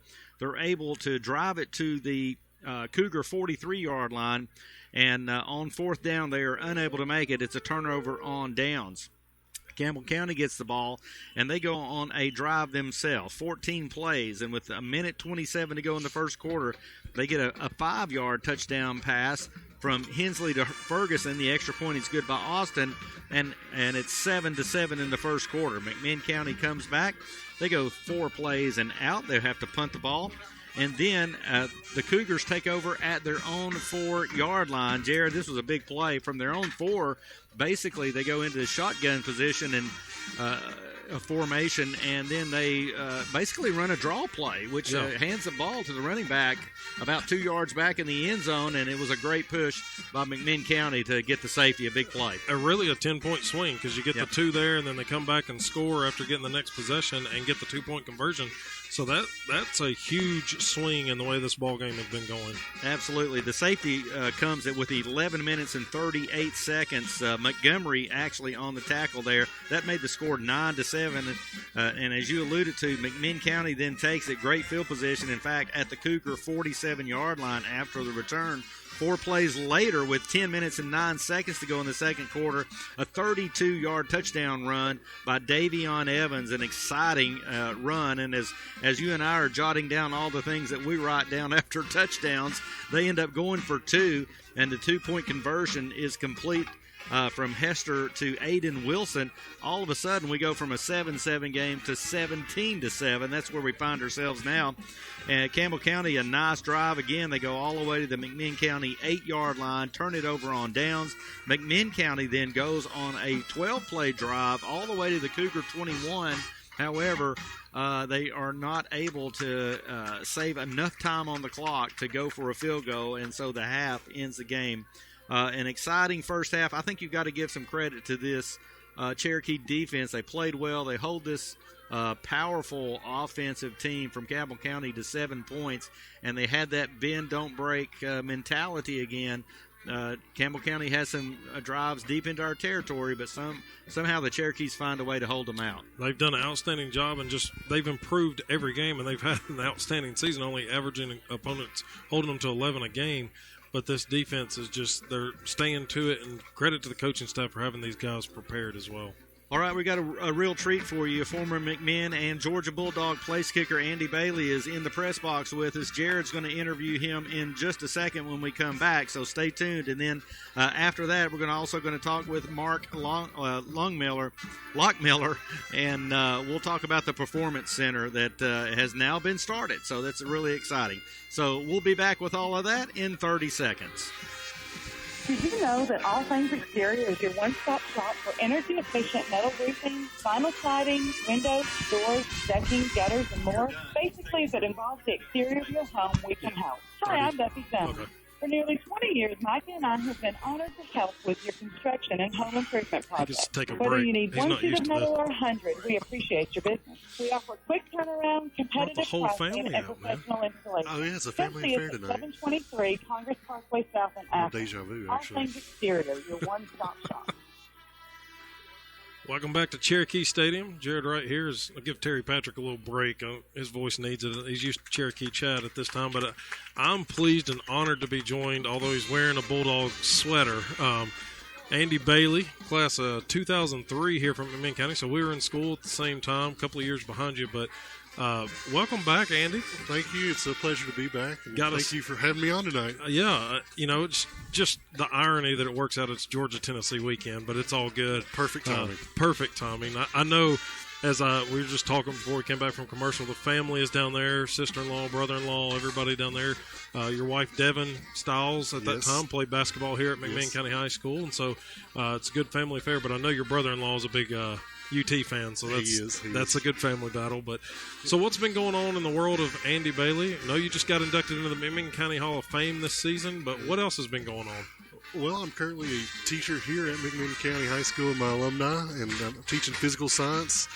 So having a family, raising kids, coaching soccer, doing all those things that dads do, keeping busy 24/7, and tonight's very fortunate to get to come out and enjoy a football game. Perfect weather for it. It's not too bad in early November. I know you could probably flash back to some times when it was freezing cold at this time of the year, especially I feel like playoffs should be a lot colder than this. Yes, most people are in shorts still, and I'm usually that person, but I was like, I'll put the pants back on. It might get cold, but Talk a little bit about, I know you've done some coaching, maybe some mentoring to some young players, football and soccer. Right. Tell us a little bit about that and how that's been for you. Well, I've always enjoyed teaching and coaching, and my mentor Matt Walden, who I have the utmost respect for, he basically coached me for free while I was in high school, so I kind of had that mentality of, kind of paying it forward essentially and coaching. And I've coached at McMinn Central, another rival. I was at Bradley Central, coached there a little bit, and now I'm here occasionally about once a week, sometimes twice a week, helping Spencer out, which he's got a good leg on him. He's got a really good opportunity to go some places, so I'm really excited to see what he can do in the future. I know Terry Stencil beside us, he's our statistician. His son, Steven, was a good kicker here. So there's been some kickers through, but I feel like Andy Bailey is always the name that comes up. I can remember being here. I appreciate that. Do you know how many you put in the road that runs on the other end of the stadium? I don't know if you have an official count. But No, I do remember hitting several cars, hitting band members when they're warming up. So, yes, I put a lot in the road my senior year, but I guess I loved always the kickoff. When I was able to put a few kickoffs through the uprights, that was always a special feeling. But obviously, my moment of fame was the 53-yard field goal. For a second, though, I thought Sullins was going to get a chance here at the end. I mean, if we didn't pick up that first down, I was like, it's going to be close.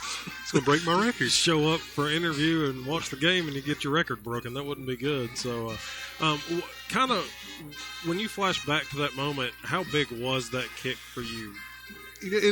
In hindsight, you don't think about it in the moment, but afterwards, when you see how it all came together and how it happened, we were down by 2. We practiced it a million times and finally get a chance to do it. And I remember Coach Molnax, bragging about that he watched me do it thousands of times, and now's your one chance. This is your opportunity. So, I always felt like, luck is when hard work meets opportunity, and so preparation meets opportunity. So I was very fortunate that night, but it did set me up for a path, because as soon as I hit that ball, it went through the next few weeks. A lot of more attention started to come my way through universities and schools just because of that kick. And it put me on a path, I guess. So it did help my career for sure. I wanted to bring this up a little bit, and that's a good segue to it, is the recruiting. And I hate to say back in our day, it was a lot different, but it was. But how did you handle that approach? And what was it like? Because I'd always heard rumors Bob Stoops at Oklahoma was looking at you. There was rumor he was going to show up to a game. I don't know that he ever made it. But, you have Georgia. So you have Power 5 schools recruiting you. What was that like? It was surreal. I remember having Mark Richt in my house. So it's like this is just completely unusual. I remember talking to Bob Stoops on the phone. He told me that I was the best kickoff specialist he'd ever seen out of high school, and I almost went to Oklahoma. It came down between me and a punter, but he said, "You know what? We're going to look at see how our kicker does. If he does well, we're going to get a punter. If he doesn't, we're going to get a kicker. We're going to offer you." Well, that kid, he actually went 3 for 3 that night, and he won the Lou Groza next year. Okay. So I'm glad that didn't work out. But I remember talking to Clemson, MTSU, and actually Matt Walden was telling me a story that I'd never heard about, that Van Gundy from Oklahoma State was going to be at the Cumberland County game where I kicked that 53-yard field goal, but something happened, and he told me about it. Like that, Matt was telling me that he made a phone call the next day, like, "Hey, you missed this." So hearing those little tidbits, the recruiting process was awesome because you get to visit some schools, and it's a special honor, I guess, to represent McMinn County High School, and going to the university. So you have that special pride that what you did on field, you're carrying it to a new place. And credit to you. You go to Georgia. I know there's a lot of McMinn fans that are UT fans, but I know I can remember watching on the TV anytime Georgia and Tennessee played. Went to school with him. See your name flash up there, and that's a sense of pride. All SEC freshman team in 04 for you as well. What was the biggest adjustment going to college? I would say what people don't realize is just the overall speed of the game. I mean, you see a lot of players. They're like, "Oh, your parents like this kid's going to Division I," and you get there and it's like all these guys are alpha males. They're the best player, not at their high school, but the best player in probably the state. And you put all those kids on one team. It is super ultra competitive. You're competing for your job every single day. Whether it's first string, second string, third string, everybody's gunning for your spot. And just that mentality to where it's almost kind of cutthroat, that's just the way it is. And you have to approach it, practice almost like a game every single day. And then for me, particularly for my skill set, was directional kicking and also, pooch punting, things like that. That's, come here. It's like, hey, Andy, go out and kick it as hard as you can, as far as you can, and try to put through the uprights. So that was much different. So having to try to switch the game up a little bit. Real quick, projection for tomorrow. What's your prediction? Let's get that. I'm a little nervous, honestly. I mean, Tennessee's the hottest team in America right now. I mean, can't argue that. But I'm curious what Kirby Smart and Will Muschamp might throw together. They've had some time to look at some of Tennessee's offensive powerhouse and prowess that they have. So we'll see. I'm hoping that if Georgia just maintain possession of the ball for a while, give Tennessee less opportunities because I feel like they can score at any moment. But at the same time, I know defensively, Tennessee had a great game last week, but I think Georgia still has the capability to put a lot of points if they want to, if they're able to.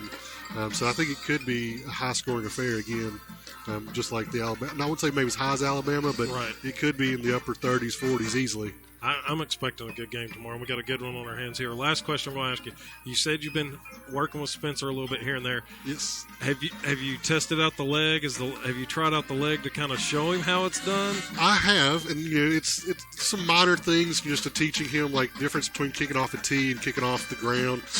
I mean, it takes a lot of strength to kick off the ground, and one of the things that Spencer's doing, which is kind of credit to him, he's kicking off the ground right now. A lot of people don't know that. It's very difficult to do that. It requires a lot more extra muscles in the abs and the hip flexor and groin area. I don't use those muscles like I did 10, 15 years ago, and so I can still punt the ball pretty well, but I think I got out there one day and I hit a 45-yard field goal off a 2-inch tee with about 10 yards to spare, and I was like, I'm good. He saw it. He's like, okay, he knows what he's talking about. Like I said, I can still do it for the most part, but I think Spencer, he listens. He's very coachable, and I appreciate that aspect. I don't work with him a whole lot, but when I do, he's very appreciative and well mannered, and just he's a pleasure to be around. It's easy to coach as well. Well, that's great. Well, Andy, we appreciate you once again. Congrats on the Hall of Fame induction. Thank you. Thank you for bringing the family out. Everybody down there. Tell Devin I said hello. And classmate it's like of mine. Family reunion back here. I see so many people I know. It's great. So, we appreciate it, and hopefully look forward to seeing you on the sidelines, maybe some more coaching. So, sounds great. Thank you, Andy. So much. We'll be back from Cherokee Stadium in 30 seconds. Osmond's Flooring has just received truckload after truckload of over 15 styles and colors of first-quality waterproof plank flooring for the insanely low prices of $1.89 and $1.99 per square foot while supplies last. And don't forget, they have over 80 styles and colors for every price point and budget. They'll price match and beat anything. So bring your truck. Or they have the best professional installers around and can usually get the job done within a week. Absolutely worth the drive and easy to find. Osmond Flooring, 2412 South Congress Parkway, across from McMinn County High School in Athens. Back at Cherokee Stadium. Thank you, Jared, and thank you to Andy Bailey for joining us and bringing in Terry Stansel now. Let's take a look at the first half statistics. Okay, for Campbell County, 7 first downs, 16 yards rushing on 7 carries, averaging 2.2 yards a carry, 117 yards in the air on 14 receptions, 133 yards for the first half. Penalized 5 times, 35 yards, punted the ball once for 33. Individually, Landon Hensley, 6 carries, 12 yards. Will Lester, 1 of 4. Landon Hensley is 14 of 23 in the air with 1 interception, 117 yards. Leading receiver is Devin Jones, 5 receptions, 54 yards. For the Cherokees, 9 first downs, 140 yards on the ground on 20 carries for a team average of 7 yards a carry, 37 yards in the air on 3 completions, 177 yards for the first half, penalized 3 times, 35 yards. Leading rushers for McMinn, Jaden Miller, 12 carries, 61 yards, averaging 5 yards a carry. Davion Evans, 3 carries, 35 yards, averaging 11.6. Caden Hester, 5 carries, 44 yards for an 8.8 yard average. Caden Hester is 3 of 8 in the air for 37 yards. All 3 receptions going to Luke Hensley. Thank you, Terry. You know, in that first half there, just about what we thought. You got a team that's dominated by running the ball, and that's the Cherokees, and a team that's dominated by passing it. And that's exactly what the stats have shown. But boy, look, give credit to the defense for putting some pressure on there. Goodness gracious, that looks good. I think the key there, holding Campbell County to 7 points in the first half, is a big deal. Totally and we got a couple of breaks there. The safety was a big play, we thought, and then when they went for 2, it's almost like you just stole a few points. Yes. Yeah, you just all of a sudden it's a nice round. I love it. 17-7 score. So got an opportunity to come out and get the ball on we'll get the ball. Yes, sir. Need to take it down. All right, we're gonna if you will pass off the headset, we're gonna bring in Mark Lockmiller now.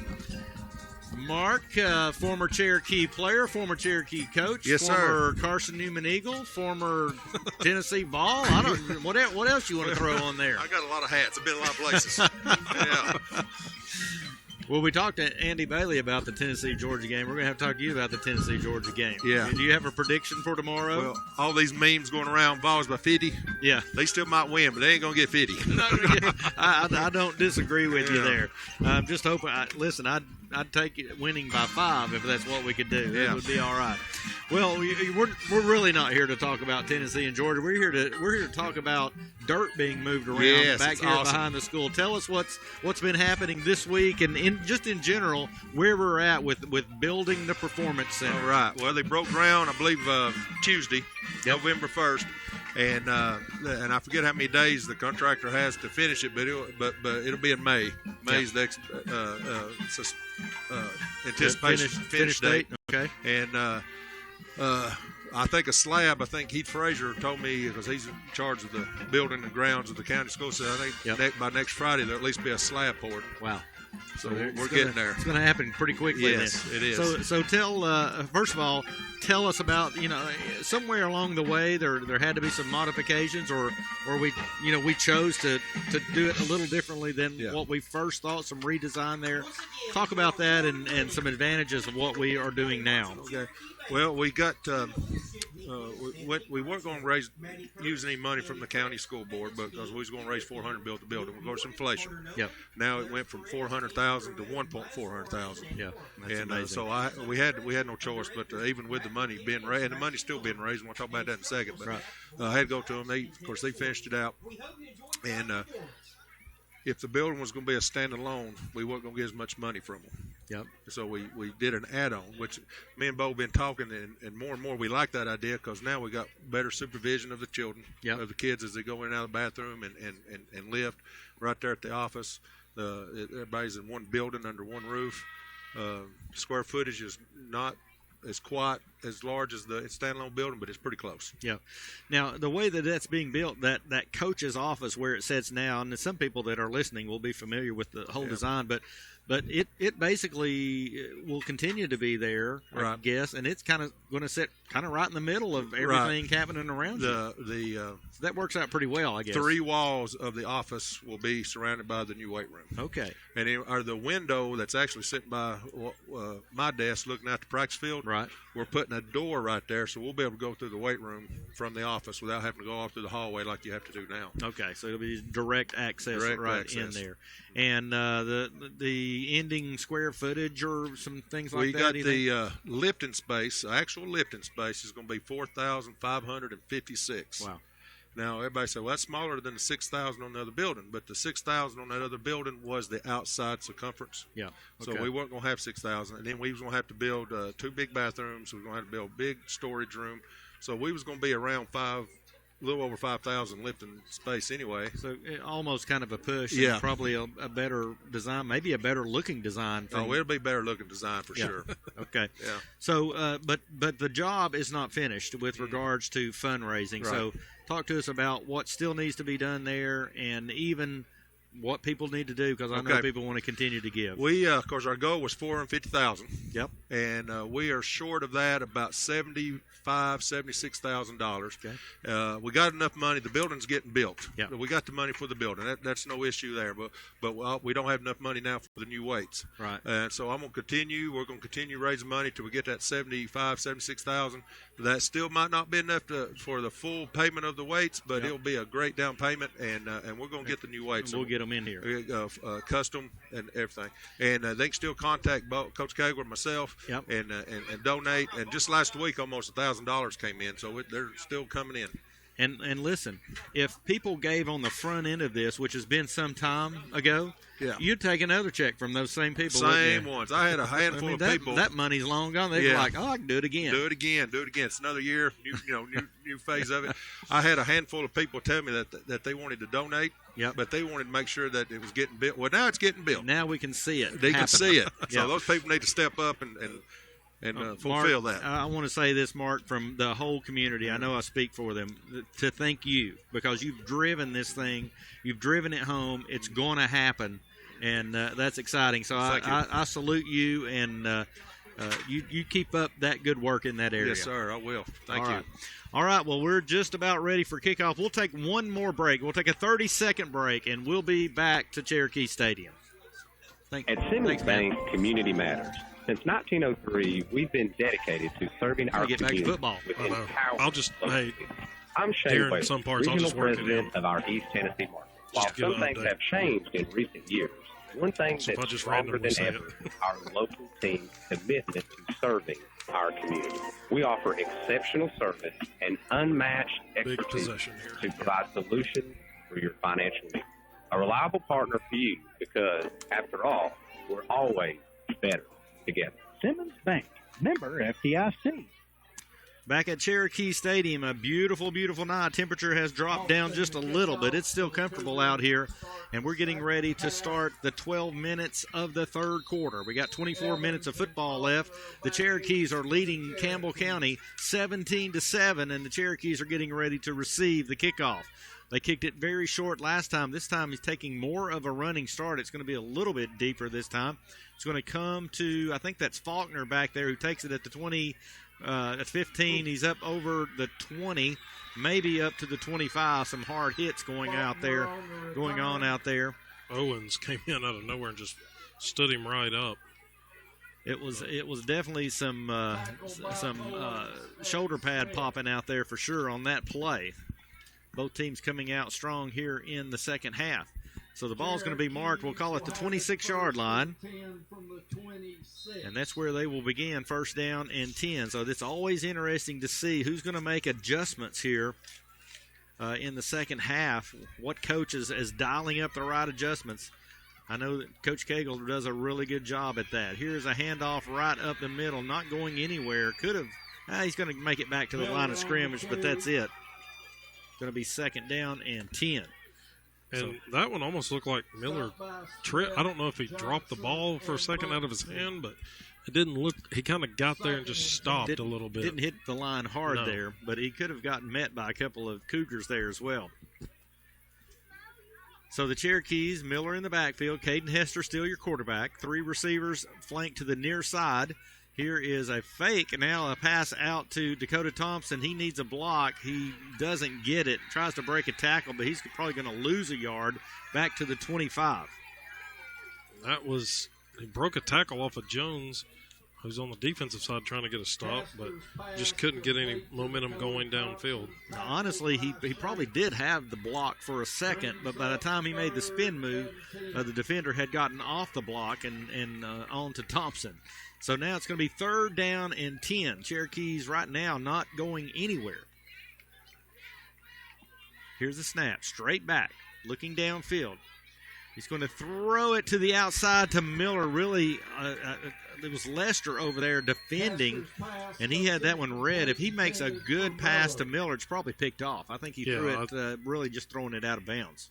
I would agree. It just kind of threw it under the defender, and they're just going to have to punt this one away. Yep, everything covered up there, so it would be what I would describe as a nice stand for the Cougar defense on that coming out here in the second half.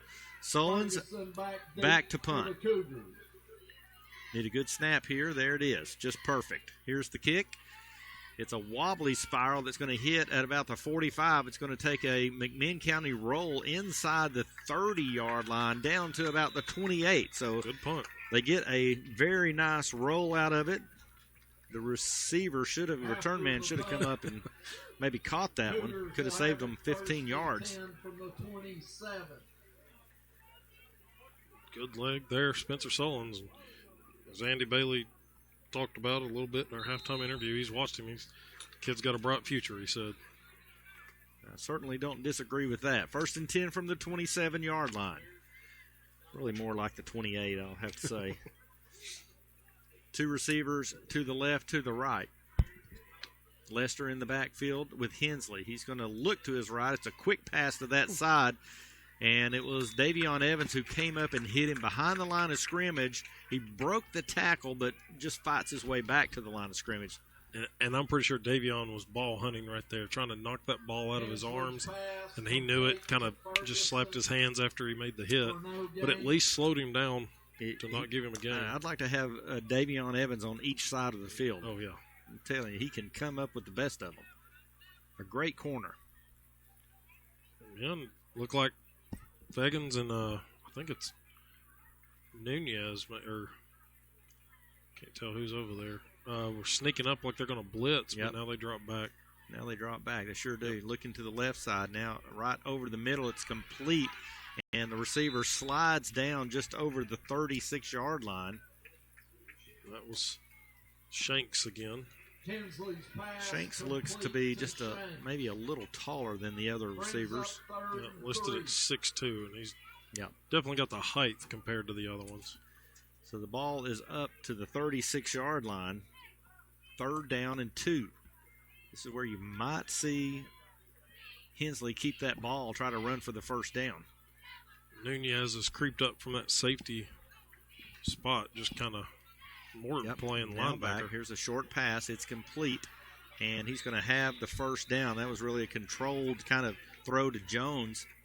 All they were trying to do was get the first down, and they did it. Up to the 41. In Campbell County, both receivers, they're just taking the dive after they catch it, not trying to break anything big. Yeah, if they're in traffic, they don't try to do too much. They just go down. I think they're worried about turning the ball over on a fumble probably. And that by my count for either team, that is the first 3rd down conversion we have had all night. Wow. 8:25 to go in the 3rd quarter. McMinn still leading 17. Here's some under pressure, but he gets it off to Lester, and he's going to be taken down by Aiden Wilson at about the 46-yard line. Hensley was under a lot of pressure. It's so close. Caden Melton was back there with him, and just a split second sooner, and he's there, maybe even knocking the ball away. Yep, 2nd down and 5. We're pulling a Luke Sliger and taking it off the hands of the quarterback. Yeah, exactly. That was an exciting play in the Loudon game. Nice to speak with Andy Bailey and Mark Lockmiller at halftime. 2nd down and 5. Waiting for the snap. Here it is. Hensley looking to pass. Going down the field. He's it's complete right at the marker. I think they'll probably give it to him. He kind of caught it on the curl, but came back a little bit on his own. So I think they're going to mark him. They're going to mark him short?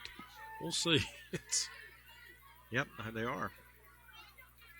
I think without that little move. He caught it, but was coming back towards the quarterback, I guess. Well, that's really close. But they're not giving it to him. We're going to call it the 49 of McMinn. 3rd down and inches.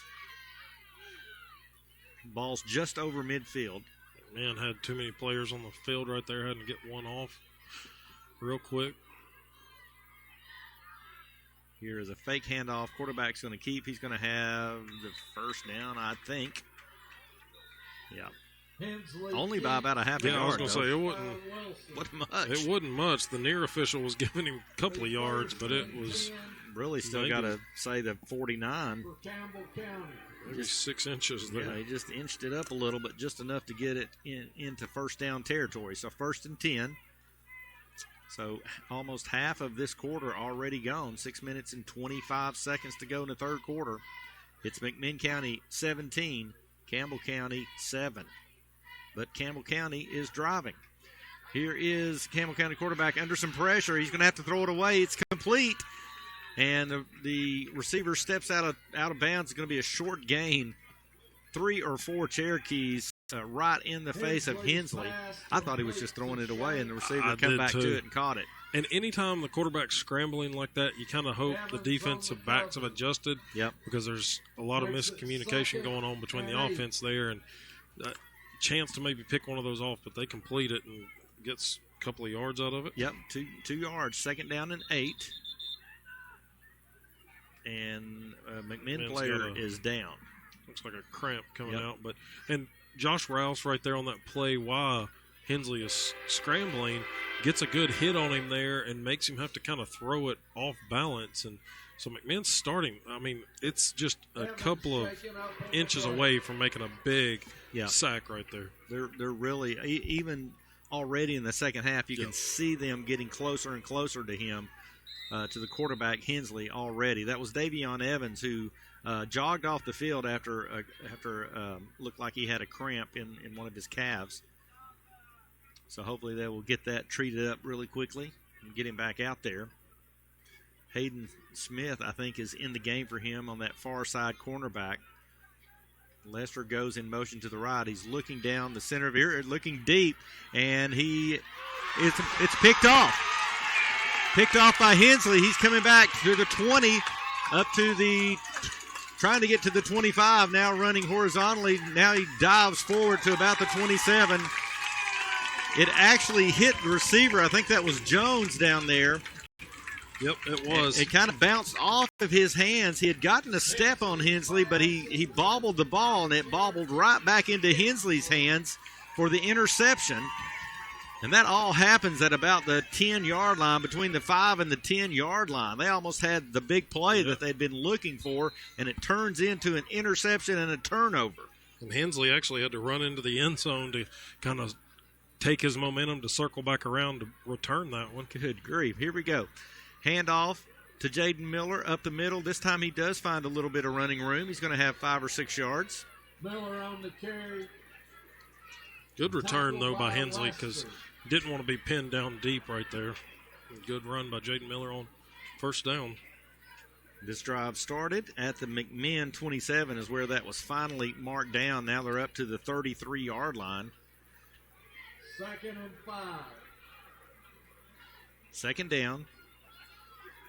Hester and Miller in the backfield. It's a handoff to Miller straight up the middle. He's got some running room up over the 45-yard line, still on his feet and still trying to move forward up to about the 47. He broke a tackle from 2 guys that had him wrapped up and spins out of it. So it's going to be certainly enough for the first down. And is there a penalty down? Looks like they're talking about something. I did not see the flag, but it looks like McMinn's going to come walking back. Looking about on the 37. A holding.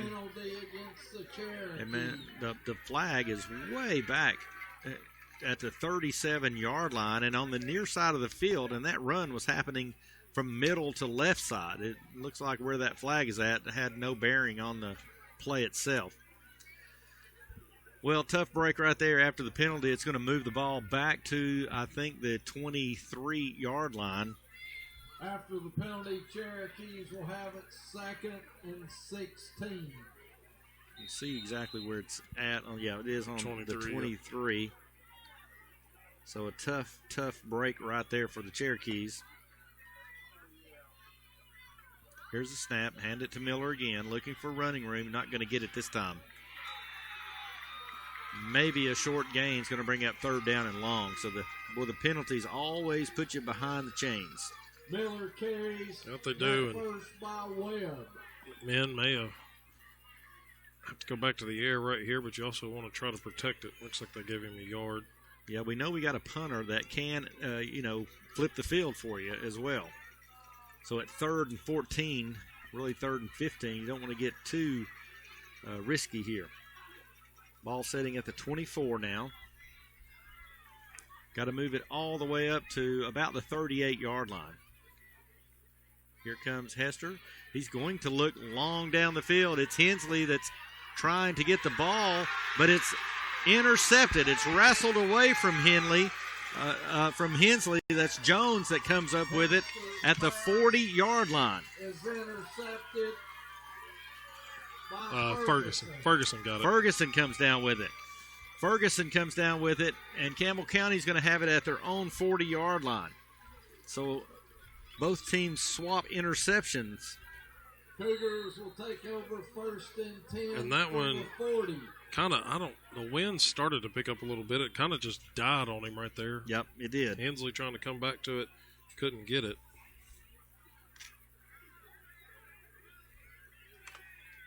So this one going back and forth a little bit here in the third quarter. Exchange of turnovers and one punt by McMinn. Here's a straight quarterback run up the middle. Finally, they have that played pretty well. Even maybe a loss, or no, they're going to give him a yard. They're going to give him a yard up to the 41. 2nd down and 9.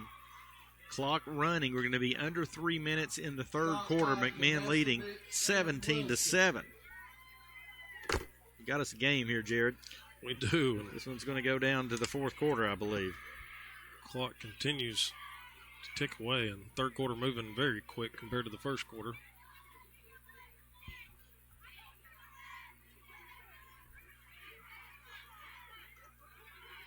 Second down and 9. Here's a quick pass to the right side. We'll need a block. Can't get it. Taken down. I don't think he ever went down, first of all, and so the Cherokees kept hitting him, as they should, because I don't think they ever blew the whistle. And that's what Campbell County fans are mad on the other side, but he never went down and started to look like he's going to run, and so a couple of Cherokees are going to pop him, make sure he's going to know, Kate Melton being one of them. Yeah, he was swung down or swung around. I think that was Davion Evans out there. It usually is on that far side, but he never truly went down. It looked like he was going to go down. So ball back to the 37. Play through the whistle. 4. Loss of 4 on the play. Coaches on the McMinn sideline really signaling in something and pretty excited about it. So they saw something there. Here is some pressure coming in. They're going to try a short pass over the middle. It's going to be incomplete. Nunez there on coverage. They were trying to throw a little short route there to Gavin Owens underneath, right at the original line of scrimmage, and just nothing there. Throw was low, good rush there. Luke Sliger blitzing, a little delayed blitz right there. And he's coming through the line jumping, so he's trying to get those batted passes again like last week. It's 4th and 13, and they were slow to make a decision on whether to punt or go for it. That'd be risky territory to go It for would it be. right there. 10 seconds on the play clock, but they're pretty well lined up. McMinn County trying to run a player off, and he barely got off of the field. Here's the punt. It's going to be fair caught, and I think that was Jaden Miller who fair caught the ball, and right at the McMinn County 30. We're going to keep it right here after the punt. So another possession for McMinn County. We'll go ahead and take a real quick look at Simmons Bank scoreboard. A lot of playoffs going around. Yes. Some other 5A bracket scores here. At the half, it was Powell up 35-7 against Ooltewah. Carnes and Walker Valley down in Charleston. It's 14-7 at Mustangs at the half. Oak Ridge up 15-7 at the half over Ray County at home. Here's a run by Miller. You used to hang right with that scoreboard report. He's going to have a gain of about 2 yards. Go ahead. Knox West 49-0 at half over David Crockett. Knox Central and Tennessee High. That's a 7-6 Tennessee High in front in the third quarter. Daniel Boone over Knox Halls at half 23-7. That's some of the other 5A scores right there. Very good. That's the Simmons Bank scoreboard report. It's 2nd down and 8. Caden Hester in at quarterback. He's going to fake it. Now they go down the field. He's got Hayden Smith. He's wide open inside the 40, inside the 30. It's a foot race. Can they catch him? He breaks a tackle at the 5, into the end zone. Touchdown, Cherokees. A big play by Hayden Smith. They've been waiting on another big play all night. That one's even bigger than the Davion Evans run, and another couple of basketball guys connecting there. Hester to Hayden Smith. And 68-yard touchdown pass with 1:36 to go. Made that look good. It did. It really did in a foot race that he won to the end zone. They're going for 2 again, and Hester's going to try to run it in, and he's in. Another 2-point conversion. This time, Caden Hester ran the ball in. So, with 1:36 to go, it's McMinn County 25, Campbell County 7, 1:36 to go in the third quarter. We'll be back in 60 seconds. Now's the best time to take precautions against the flu. Madison Avenue Pharmacy, your independently owned Health Mart pharmacy, has both the standard flu vaccine and the new high-dose flu vaccine recommended for patients age 65 and older. You may have weaker immune system with the pandemic of both COVID-19 and flu infection. It's also a good time. Sign up for the new bivalent Moderna booster. Madison Avenue Pharmacy. From 9 to 6 Monday through Friday, 9 to 1 on Saturday, 10:01 West Madison Avenue Athens. Health Mart, taking the time to listen and care. Since first opening their doors in 2017, Companion Funeral Home of Athens is thankful to have served thousands of families in McMinn and surrounding towns. Being a local, family-owned, full-service funeral home, they understand the need to put you at ease when you walk through their doors. Whether you want a traditional burial or a cremation from their on-site crematory in Cleveland, they'll guide you through the process and assist you in making the right choice for your family. Companion Funeral Home, 400 South White Street.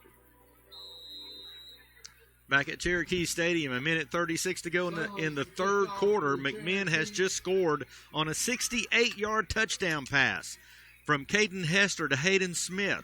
The 2-point conversion, and it's 25-7.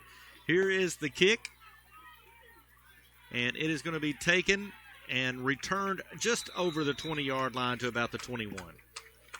Big play right there. That's one of those drives that we've talked about. McMinn didn't really want to have too many of those, but once you get a good enough lead, you can take the 2-play drives, big play drives there, and they do it. 2-play, 68-yard pass, unreal. All of a sudden now you've worked yourselves into a 3-possession lead, and you know the Cherokees got to start feeling a little bit better about this football game. Ball actually on the 23-yard line. First down at 10. Hensley brings his team out. That could be just a little bit of a backbreaker right there. We'll see how Campbell County responds. If they can score, they're right back in it. Looking downfield, he's going to have a receiver to the left side, but it flows over his head and out of bounds, going to be incomplete. I think that receiver was looking not for the ball, but at the cornerback that was coming up on him. He was eyeing Luke Hensley coming up. Yeah. Luke Slager had really kind of shifted out there from the linebacker, but tripped. And I thought, okay, they're going to get the pass off, but Hensley sailed that one. Yeah, he did. So now 3 receivers to the left side. Really, Lester, the running back, is in a H-back position. 2 receivers to the right side. Cherokee defense has played well tonight. Bend, don't break. Here's pressure on the quarterback again. He is hit as he throws it. I think that's Aiden Wilson, and it was, and he definitely affected that throw. He had a wide open receiver, and he just could not get it to him. And all 4 defensive linemen now have had a shot at getting Hensley on the ground, and I know he's got to be rattled. They've not gotten, except for I think 1 sack, but they've at least hurried him, and that's huge in an offense like this. It is, and now it's really like they're laying their ears back because now with the score changing like it is, the run's going even farther away.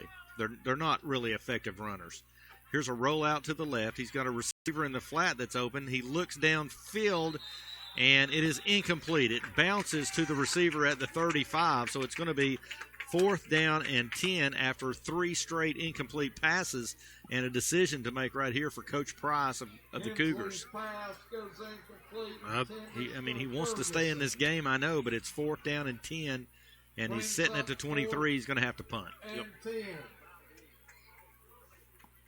And that's a decision. It was only a decision because you can feel it slipping away just a little bit. Yes, especially if you give McMinn the ball back in decent territory again, and they rattle off another 60-something yard play. Here comes Dev Patel on Patel coming in late into the play here. Here's the punt. It's a great punt. It's going to drive. It goes over the head, actually, of Davion Evans. It's going to bounce inside the 20, inside the 15 to the 14-yard line. Outstanding punt. Great punt for them. It was a spiral that turned over. Wasn't particularly high, but my goodness, it was long. After the punt, Cherokees will take over first and 10. So they are going to mark it at the Cherokee 14-yard line. From the 14. That's where Caden Hester will bring his team out onto the field. Jaden Miller in the backfield. Got a stack of receivers to the right. Now Davion Evans comes back into the backfield. And this one is going to be really a quarterback option. Hester trying to find some running room, and he does. Wow. He's up over the 30. He was having to juke the entire way. Every step of that run was difficult. Created something out of nothing right there. All the way up to the 22. It's a gain of 8 yards. Clock running. We're under 40 seconds to go here in the third quarter. 2nd and 3. It's a quarter that with the long 68-yard touchdown pass by McMinn, they are winning the. Now here comes Evans again. Rotates back in. Now he's going to get the carry. Davion Evans straight up the middle. He is quick, and he's up over the 35-yard line. He's got a first down to the 36, so a pickup of 14. And what we thought we might see, some of these linemen that are going both ways are beginning to tire. Definitely, and McMinn has been able to just effectively run the ball up the middle quite a bit tonight. Not had to really go to the outside. They have, but they've not needed to. That's going to do it for the third quarter. McMinn leading 25-7 over Campbell County. We'll be back in 60 seconds. Hiwassee Builders Supply has been a part of our community for over 60 years. Hiwassee started in 1958 with a humble store on the square in downtown Athens and a lumber yard located on top of Depot Hill. They've grown ever since. Success should never be selfish. That's why the folks at Hiwassee believe their business has not only an opportunity, but a responsibility to contribute to the successful growth of the community in which we live and work. Hiwassee Builders Supply is proud to support our local schools and student athletes. L&M Motors, your local Chrysler, Dodge, Jeep, and Ram dealer, is a proud supporter of McMinn County Cherokee Athletics. Brothers Leon and Marvin Hammond founded L&M Motors back in 1966. And under Kevin Hammond's direction, it's still going strong at 1001 South White Street in Athens. Go see Kevin and the crew at L&M Motors today and tell them the voice of the Cherokees, Terry Patrick, sent you. Back at Cherokee Stadium for the start of the fourth quarter, McMinn County leads Campbell County 25-7. It's first down and 10 from the 36-yard line. Hester at quarterback. He's went the whole way. I thought he's looked stronger as he went tonight. I agree 100%. Here's a pass over the middle, batted down. Batted down by a linebacker there. 43, that was Wells, Hunter Wells. I'm sorry, that's Will Lester out there, your running back playing linebacker. Trying to complete that to Hensley. But credit the Cougars on a good defensive play there. Hester now looks to the sideline.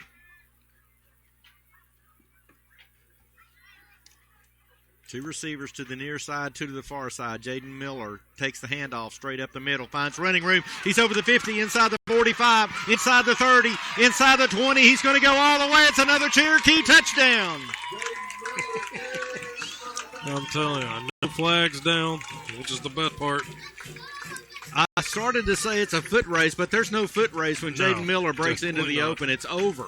11 minutes and 47 seconds to go in the fourth quarter. And McMinn has put 6 more on the board. It's 31-7, and they're pulling away from Campbell County. That happened quick. It did. That was a quick play. I think Coach Cagle has said, forget the sustained drives. Let's just score now, guys. Have your way with it. Here's Sullins in for the extra point. And it's down. Kick is up. And it's good. 11:47 to go in the fourth quarter. It's 32-7. McMinn leads Campbell County. We'll be back in 60 seconds. Challenges. Some run from them, but nurses stand and face them. When settings and stages change, nurses adapt. When people need an advocate, nurses rise to the occasion. And when they're on the mountaintop, nurses lend hands. No matter the challenge, at Tennessee Wesleyan University Fort Sanders Nursing, we are preparing the next generation of nurses to be courageous, resilient, and supportive in every setting, every day. Traditional bachelor's, online RN to BSN, and online Master of Science in Nursing. Learn more at tnwesleyan.edu/nursing. At Capstar Bank, we're listening. We want to earn not just your business, but your confidence and loyalty. Capstar Bank is locally owned and operates with a higher level of personalization and passion for greatness than any bank you've ever encountered. Capstar Bank, with locations in Athens, Etowah, Cleveland, Sweetwater, Madisonville, and East Tennessee, and online at capstarbank.com. Capstar Bank, we're listening. Member FDIC, equal housing lender. Back at Cherokee Stadium, here's the kick by Sullins. It's going to go well into the end zone. Almost hit on the back line of the end zone. He was a little pumped there, Jared. Yes, he was. And it goes down as a 64-yard touchdown run for Jaden Miller. Been waiting for him to just break one up the middle. He's had a couple, as we said earlier, in the first half especially, just to seem like you were a step away from breaking a big play. Now the Cherokees are letting it loose. No one could catch Jaden Miller once he broke through that past the linebacker core. It was all over. So now 32-7, McMinn leads. Here's the snap. A quick throw to the outside. He's got some running room now. Steps out of bounds at about the 26-yard line. And that was Devin Jones. Campbell County, of course, took over at their own 20 after the kick goes into the end zone. McMinn County's done a good job of kind of limiting Jones. That's kind of what we expected they would go to all day. But McMinn County defense has applied a lot of pressure and not let him really get it out there to him. So it's 2nd down and 4. We'll take another look at some scores here. And especially, we're keeping an eye on that Oak Ridge and Ray County game because that will be next week's opponent. Here's a complete pass that's going to be up to about the 36-yard line, a gain of 10, and a first down for Campbell County. Complete to Miller for the first down. First down and 10 from the Campbell County 36-yard line. And Jared, after this play, let's take even if it's 2 or 3 scores, we'll take a look at some scores. Got you multitasking over there. It's all good. Complete to Lester over the middle. And he's going to be up, they're going to mark him right at the 45-yard line. It's a generous spot. Very generous. Simmons Bank scoreboard report in 6A. Bradley is losing 7-28 on the road at Science Hill at the end of 3. Farragut 17-0 at halftime over Jeff County. Dobbins-Bennett, Bearden, that's 7 for Bearden, 6 for Dobbins-Bennett. That's at half, so probably updated. Maryville wins 49-0. All right, here is the snap. It's going to be thrown. Actually, it's a lateral, and now they're going to throw deep down the field. And there was some pushing and shoving going on there. Faulkner's going to get the call. I think this one's probably warranted. The ball was thrown a little short. The receiver was trying to get back to it, and the defender Faulkner was bumping there with the receiver. That was you throw it out to Jones, and then Jones drops back to throw it to Ferguson. Is what they were trying to do. So it's going to go down as an interference penalty. It's going to take the ball to the 40. It's a 15-yard penalty. It takes it to the McMinn 40. And, of course, it's not like pro football where you mark it where the flag goes down. It's more like college. It's just a penalty from the line of scrimmage. So Campbell County has it at the McMinn 40. And here's an out pass to Ferguson. He's inside the 35-yard line, driven out of bounds by Sliger and Fagans. There's two guys you don't want to be hitting you at the same time. Especially when you're 5'5", 140, and those are some big fellas. But it's completed to the 33-yard line. It's a pickup of 7. They're moving the football right now. And once again, we're going to have to ask this Cherokee defense to toughen up and tighten up right here. They've done it all night.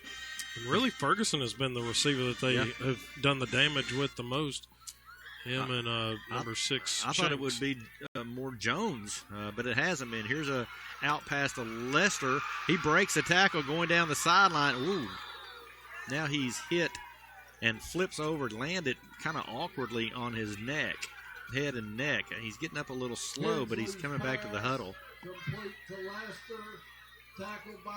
That time, Lester kind of got forgotten as he kind of slipped out of the backfield or just kind of set up on that far side.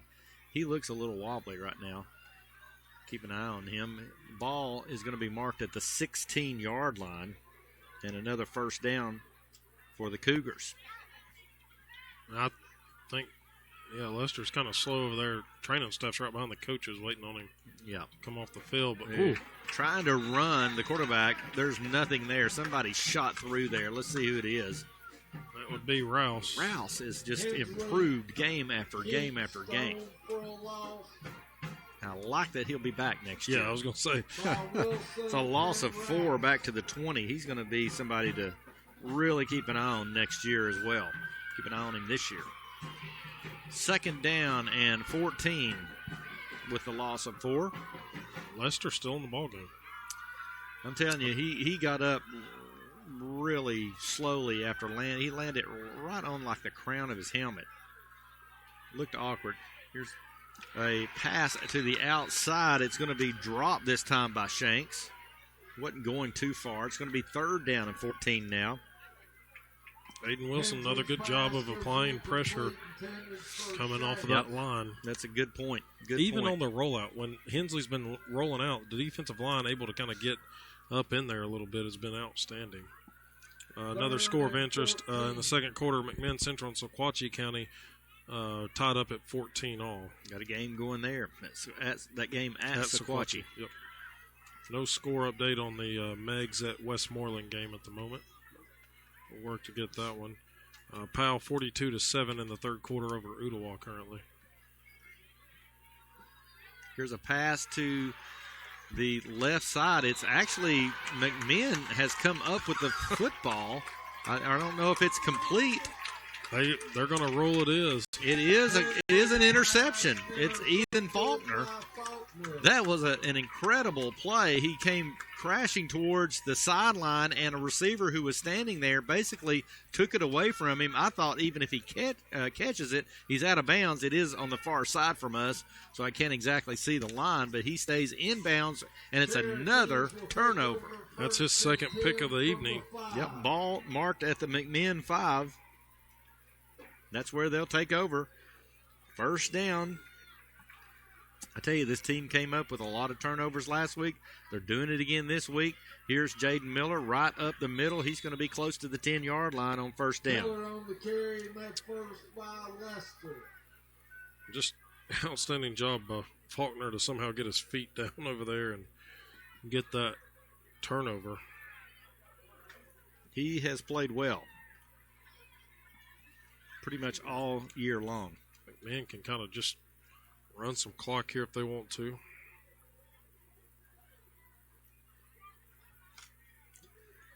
Here's a run up the middle again. Miller.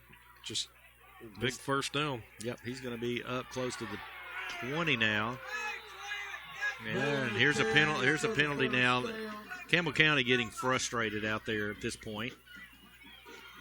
I think this is going to go against them. I think McMinn is doing a pretty decent job right now of keeping their cool. Nope, I don't know. Wow. Forget what I just said, because I think that they're well, first they're going to give them the first down. Oh, my goodness. Yeah, the McMinn coaches were really upset. I don't think they thought that should be offsetting penalties. I guess that's what they were upset about. It's going to be first down and 10 at the 20-yard line. And I believe McMinn, they're going to pick up the 5-yard sideline penalty. Oh, my goodness. Well, that'll cost them 5. Penalty against the Cherokees. Back to the 15. It'll be first down still. It'll be first down and 15. And there's been a timeout called by the Cherokees. With timeout and 8 minutes and 12 seconds to go in this game, McMinn County leads 32-7 over Campbell County. We'll be back in 30 seconds. Getting a good night's sleep is essential to your quality of life. So your mattress is one of the most important purchases you'll ever make. When it comes to comfort, one size doesn't fit all. The friendly staff at Plaza Electronics can help you find the right fit with brands like Tempur-Pedic, Serta, iComfort, and Beauty Rest. They also have lift beds and lift chairs, offering free delivery and setup, 12 months savings cash. Proudly serving this area for over 32 years, Plaza Electronics and Appliances. Visit them at their new location in the former home of Staples at 1609 Congress Parkway South, Athens. Back at Cherokee Stadium, 8 minutes, 12 seconds to go in the game. It's McMinn County 32, Campbell County 7. Jared, what's that Oak Ridge game looking like? Oak Ridge, Ray County? Any updates Oak Ridge, the last one I had was 22-10 Oak Ridge. Let me double check. Just got an update from Amy McPhail that McMinn Central is up 27-21 at the half at Sequatchie County now. Good game going there. Here's a broken tackle by Jaden Miller. Looked like he was hemmed up in the middle of the field, but he breaks a tackle. Takes it up over the 30-yard line, up to the 33. He is piling on the yardage now. We're going to have a lot of rushing yards. Yes. Terry Stanton's going to be busy calculating runs over there. Let's see if I can get another. First down and 10 for the Cherokees at the 33-yard line. First and 10 Cherokees from the 33.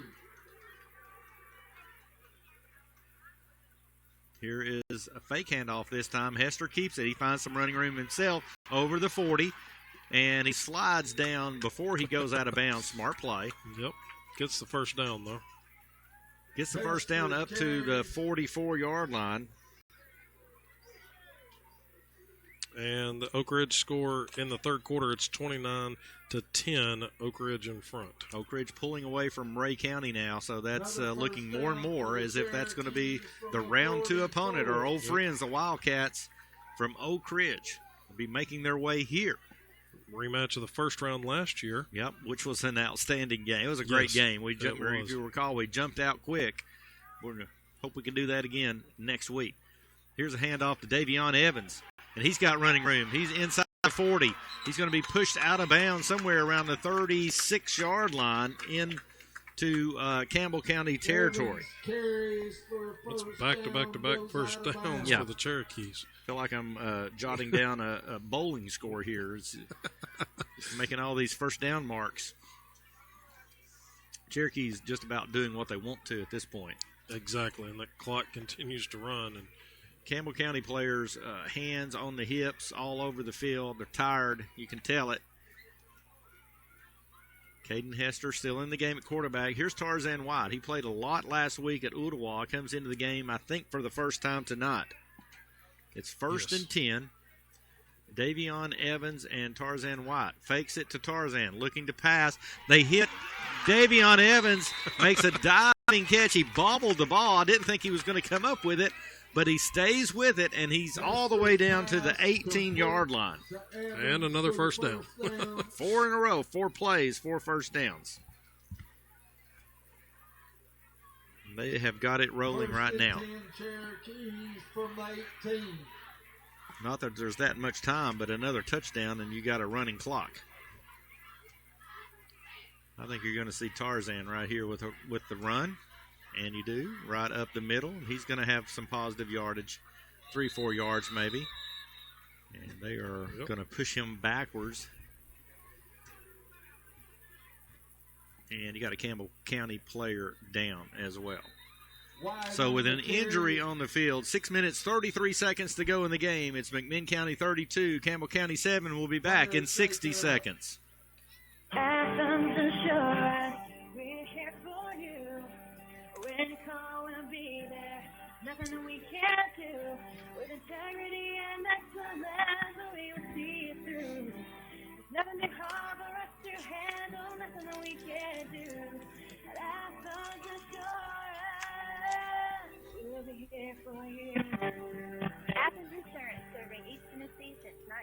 31. Count on Star Regional Medical Center when every minute matters. Emergency strikes day or night. So we're here when you need us most, providing emergency care close to home, including the higher levels of heart care found in an accredited chest pain center. 24 hours a day, 7 days a week.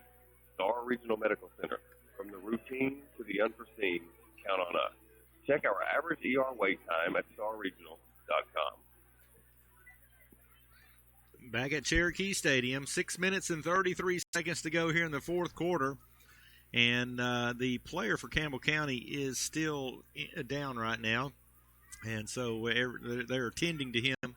And, Jared, while we're doing that, let's take a look maybe at the Simmons Bank scoreboard report. We might can look at a few more scores. In the fourth quarter, it's Walker Valley over Karnes, still 14-7 in that one. Wow. Meigs County is losing 16-6 at the half against Westmoreland. So two-score deficit there at the half. Let's see. Again, Maryville 49-0. Anderson County wins 55-6 over Seymour. Knox Central and Tennessee High, it's 21-14 with 30-something seconds left in that one. Knox Central up right now. That's on the opposite side of the Class 5A bracket. Yeah. And Powell is still 42-7 currently in the fourth. All right, we're about to get back under play here. The injured player was Ethan Johnson. They helped him off of the field. Here's a pass over the middle to Luke Hensley. He's going to go into the end zone. He does. Yes, there's the touchdown signal, so it's another touchdown. It's going to go down as a 15-yard pass from Hester to Hensley. 6 minutes and 17 seconds to go in the fourth quarter. That's going to push the score up to 38-7 with the point after coming. Oh, maybe not. Maybe not. They are talking about it. Maybe a penalty down on the play. Yep. I did not see that. Personal foul on both teams again. I think probably after the play. Against both teams. Yeah. The kicker, Sullins, is out there for the extra point. Go so ahead and kick it. Must have been after the play. Waiting for them to mark that ball, but I'm pretty sure that is the case. So it will go down then as a 15-yard touchdown pass. Hester to Hensley. It's been a good combination tonight as well. Here comes Fagans running onto the field, provide another blocker out there. Sullins is out there for the extra point. Now the other official has to get in position under the goalpost. There you go. Here's the snap. Kick is up. And it is good. 6 minutes, 17 seconds to go in the game. McMinn County leads 39-7. We'll be back in 60 seconds. Did you know that All Things Exterior has the largest selection of vinyl siding and metal roofing in this area? Hi, I'm Buffy Jones. Invite you to stop by and see how we can help with construction or home improvement projects. Our prices are competitive and no job is too big or small. Many colors are available within 1 to 2 business days. Micah and I have nearly 20 years of experience, so we know the industry. And we have professional installers who can get the job done right. We're located at 723 Congress Parkway South of Athens. All Things Exterior, your one-stop shop for vinyl siding, roofing, and more. Osmond's Flooring has just received truckload after truckload of over 15 styles and colors of first-quality waterproof plank flooring for the insanely low prices of $1.89 and $1.99 per square foot while supplies last. And don't forget, they have over 80 styles and colors for every price point and budget. They'll price match and beat anything. So bring your truck. Or they have the best professional installers around and can usually get the job done within a week. Absolutely worth the drive and easy to find. Osmond Flooring, 2412 South Congress Parkway, across McMinn County High School in Athens. Back at Cherokee Stadium, we're now into the mercy rule with 6 minutes and 17 seconds to go in the game. It's McMinn County leading Campbell County 39-7. And, Jared, if you look just at the head-to-head competition, which is Oak Ridge, the Cherokees are going to win this one tonight. It's right now 39-7. I think the Oak Ridge score was 41-7 a week ago, and if you just look at that one game, you can't always do that. I get that. But if you just look at that one game, what you have to figure is we're going to have a dog fight here next Friday night. 100%. Oak Ridge has kind of had some down years, but have been on the upswing. They've got a really talented ball club up there, and thankful that the game is here. So, I am too. Again, Cherokee fans, pack out this stadium. Come ready to cheer them on. And they will travel well, by the way. Oak Ridge will bring a crowd down here themselves. And it's going to be a big game. It's going to be just about like round one last year, I tell you. And that was a great, great football game. We're going to have to play well. Here's a low snap, and here's a completed pass to Shanks. He's going to be taken down hard by Fagans. When you catch it and he hits you, you're not going any more steps forward, that's for sure. Especially when your head's almost touching your kneecap when he tackles you. Ball at the 25. It's still a gain of 5 yards, but he paid for it. As we said, clock continually running now. We're in the mercy rule, 39-7. Well, as I think about this game too, Jared, it's been a real complete game. I mean, offense has played well. Defense has played well. Here's a pass over the middle. It's going to be popped up. Intercepted by Faulkner again. Here's Faulkner going down inside the 25-yard line. Horse collar. No call on it, but. So that ball, the receiver was, here's a late flag. The receiver was going down to the ground as he tried to make the catch, and the ball hit him. About the time he hit the ground, the ball popped up, and it is intercepted by Faulkner. After the play, 2 flags came in, and we'll see what those are. But Campbell County is frustrated. Man. Personal foul on McMinn. Good grief. I don't know how that one, but somebody must have said something. Probably. It wasn't one of those personal fouls of people shoving or hitting or anything like that, at least that I could see.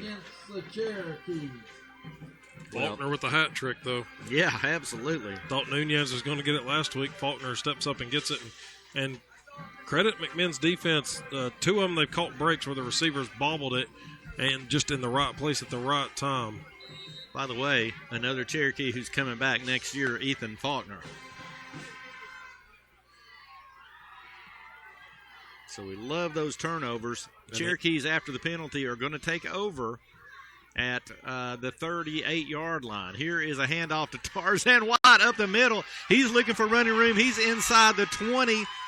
He's going to be put. Now he fumbles. Fumbles late in the run, and it comes out, and Campbell County's going to get it right back.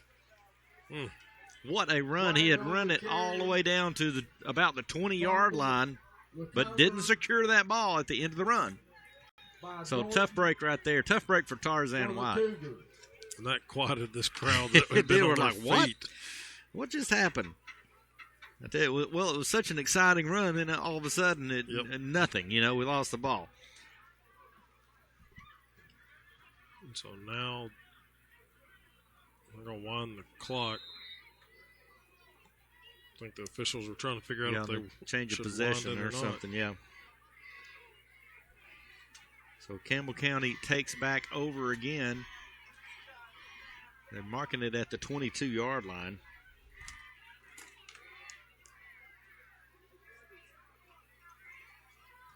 Tough break there for Tarzan White. Yep. Here's a completed pass right over the middle. He's going to have a first down. Has about 11 yards.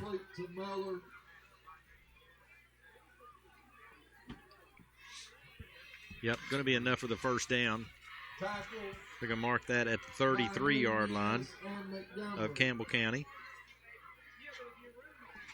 So now clock going to be under 3 minutes after this snap. Campbell County just trying to play this one out. This just sets up Faulkner for another one, because they're throwing the football. Going to throw it right out to Lester on the outside. Somebody's going to have to hit him low, I hope, because he's so big. I believe that's going to be a hold. Pass complete to Lester. Lester had the ball out to about the 40-yard line, but but there's a hold on Campbell County. He's going to march it back.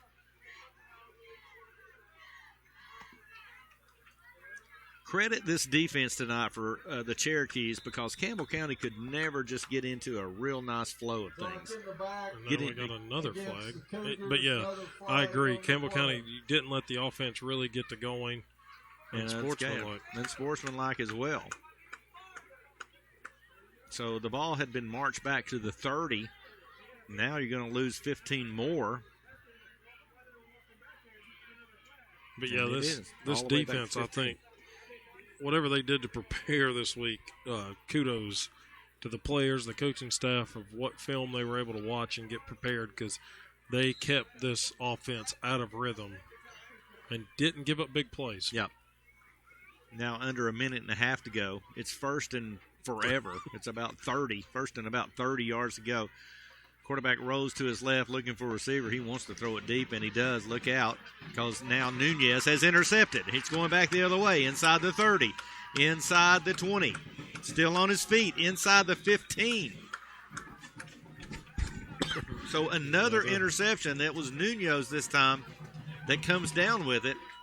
Hensley's pass. And there's down now just a minute to go. I mean, you could tell, really, the Cougars had pretty much given up. The receivers didn't even go after that ball real hard. But it's going to be another turnover and another interception. My goodness. Cherokees have been all over it tonight. Easy to say now, but when you look at the stats of Hensley and the quarterback, they've thrown for a lot of yards, a lot of touchdowns, but he's also thrown a lot of interceptions this season as well. Yep. And so it's I have that as 5 so far tonight. McMinn takes over. The ball is marked at the 14-yard line. They're just going to. That's Brady Mullins coming out. He may just kneel down. He does. And that's going to do it. Here at Cherokee Stadium, your Cherokees have won round 1 of the TSSAA playoffs. Very likely looking like it's going to be the Oak Ridge Wildcats that have to come to Cherokee Stadium next week. We'll be staying right here. We're going to be staying at home really throughout the playoffs. If the Cherokees can keep winning, we're going to have them all right here, right, at least right up to the championship game. So, anyway, that's going to do it here at Cherokee Stadium. The final score, McMinn County 39, Campbell County 7. Coach Bo Cagle will be up for the locker room show, the Southland Finance locker room show. After he talks to his team, we'll have final stats. We'll have a lot of scores. We'll be able to fill in some brackets up here. We got a lot of brackets. And that's going to be a fun thing to do throughout these playoffs. So, final score here, McMinn County 39, Campbell County 7. We'll take a 3-minute break. Come back to Cherokee Stadium. At Simmons Bank, community matters. Since 1903, we've been dedicated to serving our community with empowered local leadership. I'm Shane Whaley, Regional President of our East Tennessee market.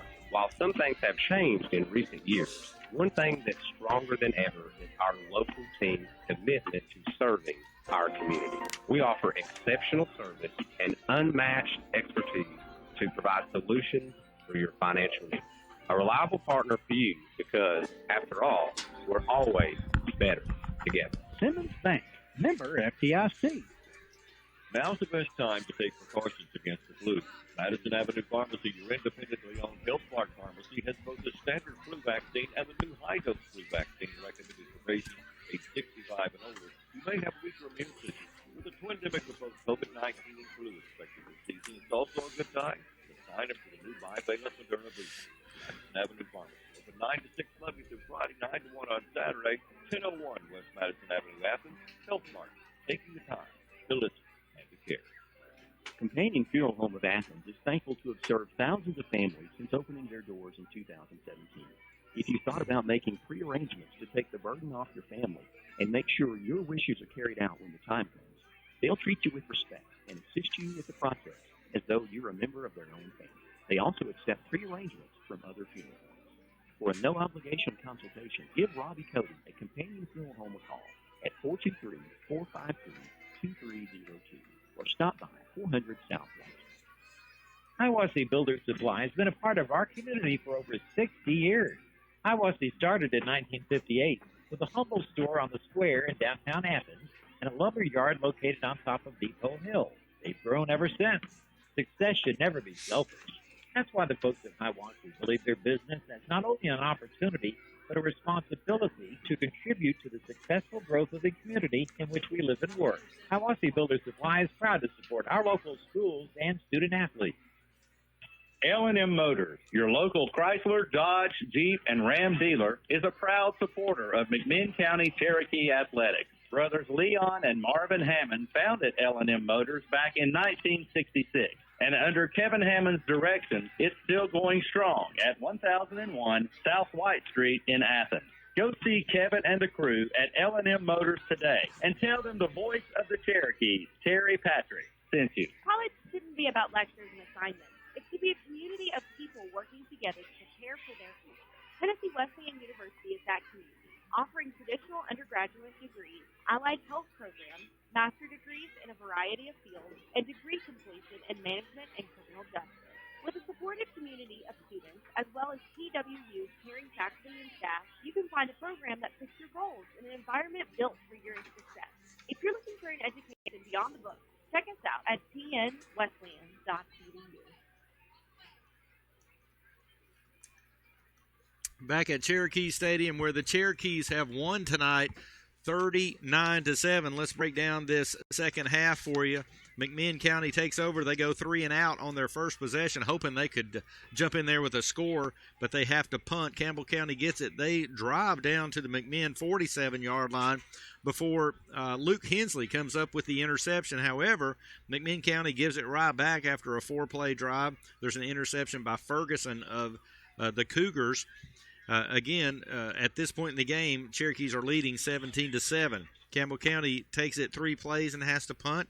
And then an exciting 68-yard pass from Hester to Hayden Smith with 1:36 to go in the third quarter. And another 2-point conversion, this time a Hester run, makes it 25-7. And all of a sudden, you begin to feel just a little bit better about this Cherokee football game. Campbell County gets it. They go 3 and out again with 3 incomplete passes. They think about going for the first down on fourth down, but decide to punt. And then McMinn County takes over, and on the very first play, the third play of the drive, but the first play of the fourth quarter, with 11:47 to go, a 64-yard touchdown run by Jaden Miller. The extra point is good, and it's 32-7. Campbell County gets the ball. They drive down to the McMinn 20-yard line before another interception by Faulkner, who would have 3 on the night. McMinn County turns that in. They get it at their own 5, and then they make a serious drive right down the field, just running the football, mixing in a few passes that ends actually on the 9th play of the drive. 6:17 to go in the fourth quarter. A 15-yard touchdown pass from Hester to Luke Hensley. The extra point is good by Sullins, and it's 39-7. That would be the final score. Campbell County gets it back. Faulkner, on the second play of the drive, he gets his 3rd interception of the night. An opportunistic group for sure were the Cherokee defense tonight. McMinn County comes in, however, a great run by Tarzan White, but at the end of the run, he doesn't secure that football up, and it comes out and Campbell County takes over.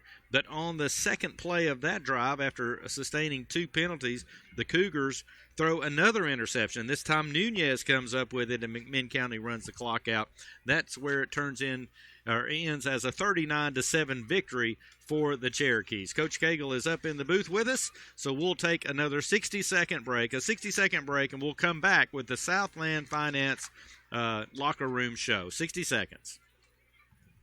At Capstar Bank, we're listening. We want to earn not just your business, but your confidence and loyalty. Capstar Bank is locally owned and operates with a higher level of personalization and passion for greatness than any bank you've ever encountered. Capstar Bank, with locations in Athens, Etowah, Cleveland, Sweetwater, Madisonville, and East Tennessee, and online at capstarbank.com. Capstar Bank, we're listening. Member FDIC, Equal Housing Lender. Upgrade your kitchen with new appliances from Plaza Electronics and Appliances. Discover Genair, Thermador, Sub-Zero, Wolf, and Viking luxury kitchen appliances. Or KitchenAid like stainless appliances. Sporting events and movies come to life on a new TV from Plaza. They have Samsung, LG, and Sony TVs, ranging from 37 to 82 inches. Offering 12 months payment cash, free delivery, and set. And they service what they sell. Proud to be serving the area for over 32 years. Plaza Electronics and Appliances. Visit them at their new location in the former home of Staples at 1609 Congress Parkway South, Athens.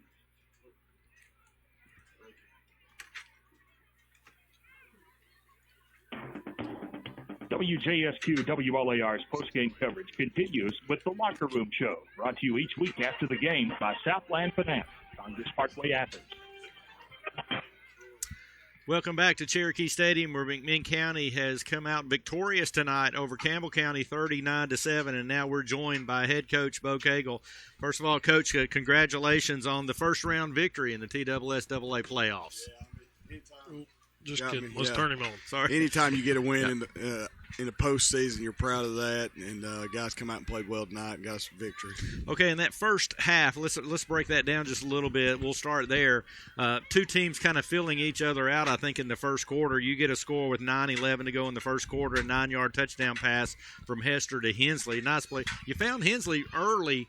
Just right over the middle there. You saw something there that you could capitalize on. And we should have went back to it a little bit more, I think. They were loading the box on us and to stop the run, and we were just sneaking in behind them on those plays, and Hester did a good job of finding him and hitting him in stride. All right, they come back with 1:27 to go. They get a 5-yard pass to Ferguson, and all of a sudden it's 7-7 at the end of the first quarter. You kind of feel like you're maybe playing a little better than they are, but nonetheless, scoreboard it's 7-7. And then things really change in the second quarter. There's some big plays there. You guys punt, and first of all, you lock them down at the 4-yard line back there. It was an excellent punt and an excellent play by Davion Evans to make sure to keep it out of the end zone. Yeah, that was good play. Good punt first. Davion being in the right position to keep that ball out of the end zone, and then defense making a big play to get a safety right there and give us some momentum. We think Montgomery was the guy with the tackle. I think it was Wilson. He was claiming it in the locker room at halftime anyway. Well, it's probably right then. But with the safety, you go up 9-7. Of course, still a tight game. Then you turn right around though, and you score on a 32-yard run by Davion Evans, who was just outstanding tonight, I thought. Yeah. And then you get the 2-point conversion on a pass to Wilson, and all of a sudden it's 17-7. You almost feel like you stole like 4 points right there. Yeah, I mean, that's big. Like I said, Hester, he gets out there and he counts them. And if they don't have the right number in the box, there's all kinds of things we can do. And, he did that a couple times tonight just because of their alignment.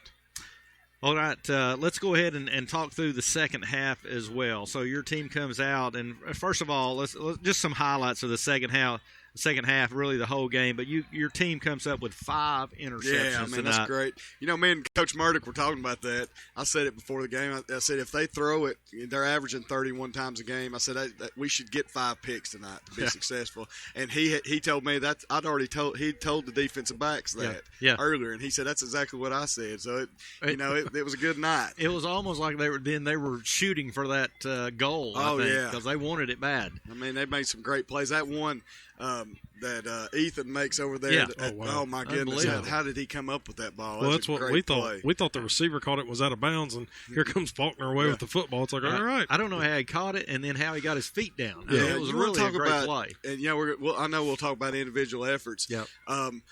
But that game, Ethan hadn't played a whole lot of safety, but this was the perfect game for him to do that with them throwing it.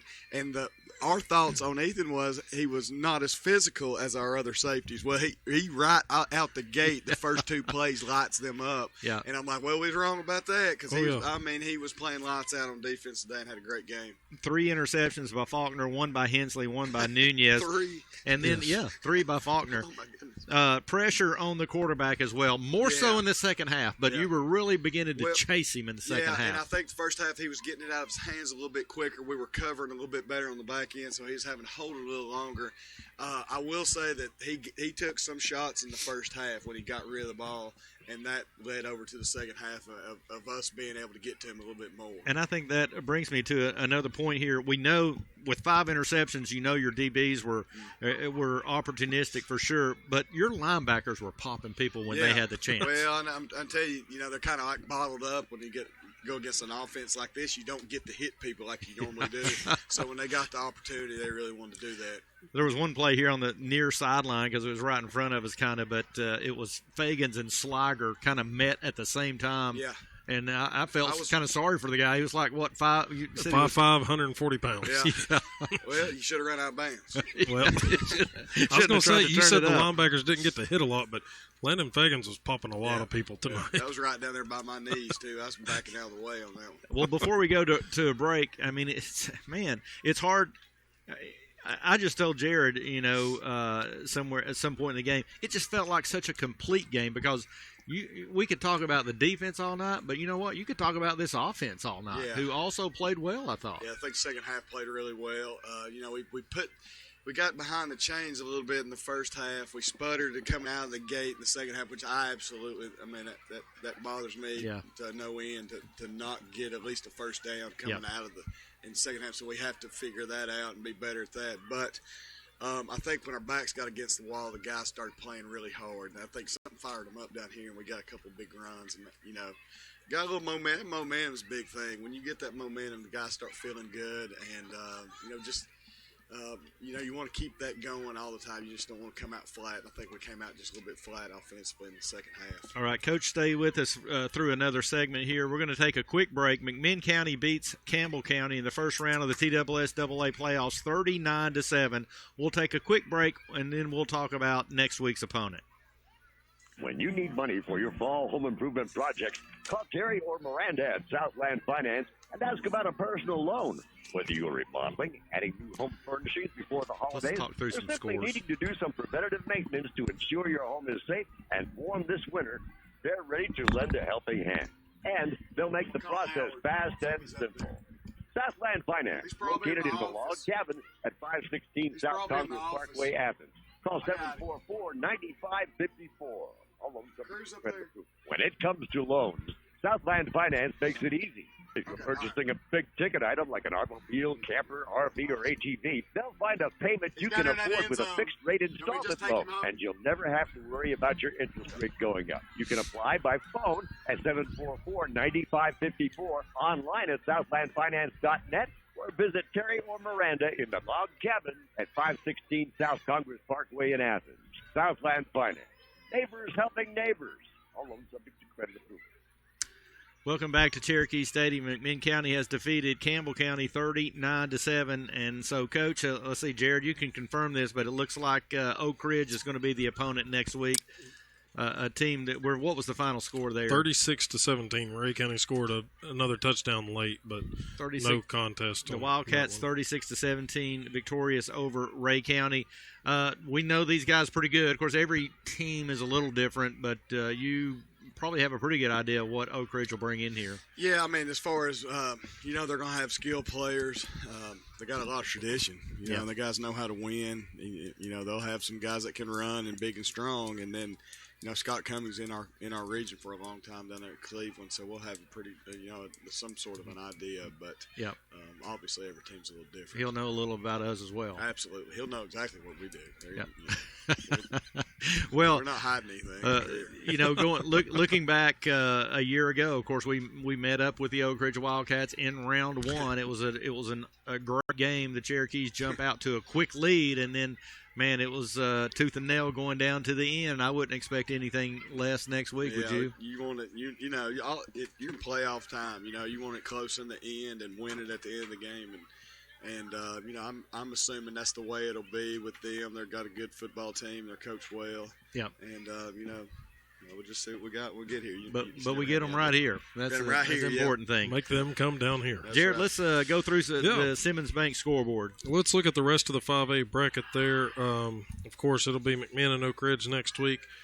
Powell wins 49-14 over Ottawa, and they have yet to decide who they will play because Walker Valley and Carnes are tied at 14 all with 23 seconds left. Probably over by now.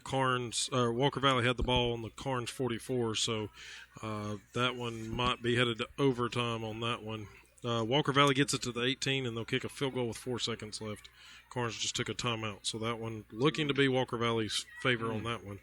But they'll have to head up to Powell. Either team will. In 6A, Bradley Central loses at Science Hill 35-20. That's final. Farragut wins against Jeff County at home 17-7. Maryville again blanks Morristown East 49-0. Score of interest for McMinn County fans everywhere. Bearden 14 at Dobbins Bennett 6. Wow. So Dobbins Hey, Bennett good season job, over. good job, DB. So Bearden wins that one. That was a little nail biter earlier. Anderson County rolls 55-6 in 4A. They will face off against Elizabethton 49-7 winner. So that should be a pretty interesting game there. Yep. Let's see. East Hamilton's up 21-14 in the fourth quarter. Red Bank wins 21-14 over Macon County. Switching to 3A, it is Alcoa 42-0 final. They'll face off against Pigeon Forge, who won 48-0 over West Green. Sweetwater wins 35-6 against Grundy County, and they are awaiting the winner of the McMinn Central Sequatchie County, which is Central up 33-27 in the third quarter. That one didn't start until 8 Eastern. Loudon wins 31-7 against Cannon County, and looks like they will travel to Giles County as they are up 32-8 over Brainerd. Interesting on the Sweetwater and McMinn Central, kind of a rematch of the game they just played a week ago, right? So they could be matched back up again in the second round. Walker Valley and Carnes are now going to overtime per Carnes Twitter account. Meigs County was down 16-6 at the half at Westmoreland. Don't have another score update on that one currently. All right, let's see if we can get Terry Stansel in here, and we'll go through stats, and then we'll let you get back down to your team, Coach. Terry Stansel joins us. Great job as always. Okay, here we go. Final game stats. Campbell County, 13 first downs, 14 yards rushing on 10 carries, averaging 1.4 yards a carry. 198 yards in the air on 27 completions, 212 yards for the game. Penalized 9 times, 90 yards. Punted the ball 3 times, 129 yards, averaging 43 yards a punt. Individually, Landon Hensley, 9 carries, 10 yards. Will Lester, 1 for 4. Landon Hensley was 27 of 45 in the air with 5 interceptions for 198 yards. Devin Jones was 0 for 1 in the air. Leading receiver was Will Lester, 8 receptions, 71 yards, and followed by Devin Jones, 7 receptions, 65. For our Cherokee, 17 first downs, 11 by rushing, 4 passing, 2 by penalty, 323 yards on the ground on 35 carries, averaging 9.2 yards a carry, 138 yards in the air on 6 receptions, 461 yards for the game. Fumbled the ball twice, losing one of those, penalized 9 times, 110 yards. Punted the ball twice for 97 yards, 48.5-yard average, which was outstanding. Right there. Jaden Miller, 19 carries, 166 yards, averaging 8.7 yards a carry. Davion Evans, 5 carries, 58 yards. Caden Hester, 9 for 80. Tarzan White, 2 for 19. Caden Hester was 6 of 15 in the air with 1 interception, 138 yards. Luke Hensley, 4 receptions, 52 yards. Hayden Smith, 1 for 68. Davion Evans, 1 for 18. Thank you, Terry. Coach, 323 yards rushing by the Cherokees, and really a very effective 138 yards passing. You'll take 461 a game all day long, I guess. I guarantee you. Now, what was more, I think, stood out more to me was the defensive stats. Yeah. I mean, their offense. I mean, to hold them to that amount of yards and to those numbers, under 200 total offense for the game. After what they've been averaging this year, I think that was an outstanding night by our defense. Well, just a few weeks ago, Pigeon Forge game, they played, and they had 478 passing yards, which was a school record. Yeah. Set the record for touchdowns with Jones, and your defense holds Jones very quiet. Well, one thing that's real evident, too, when their leading receiver is that big back out of the backfield, and Will Lester, and they've got those guys out the wideouts, you've played them well. And I think that, the game plan was that they would swing him out, and we were not going to cover it. Yeah. So he was going to be left open, and hopefully that was their only option. And obviously they took it a couple times. Well, it worked. So. Yes, it did. I gave credit let's draw to you up all. another good plan next week. Yeah, let's do that again next week. Our defense holds them to 7 next week. I think we'll have a chance to. All right. Well, that'll wrap it up here at Cherokee Stadium for this week. We'll be right back here next week. Another home game. The Oak Ridge Wildcats will come to town. That's a team we know very well. It'll be another 7 o'clock kickoff time. We'll go on the air with the coaches bench at 6:30. So we hope you'll join us then. And thank you for listening tonight. We'll see you next week. Go Tribe. When you need money for your fall home improvement project, call Terry or Miranda at Southland Finance and ask about a personal loan. I need another game just like that, boys, next week. We sure do.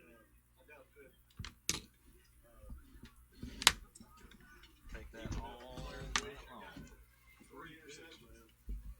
And the one he got down there, I still don't know how he stayed in. I want to see that one. The film on that one looked nice.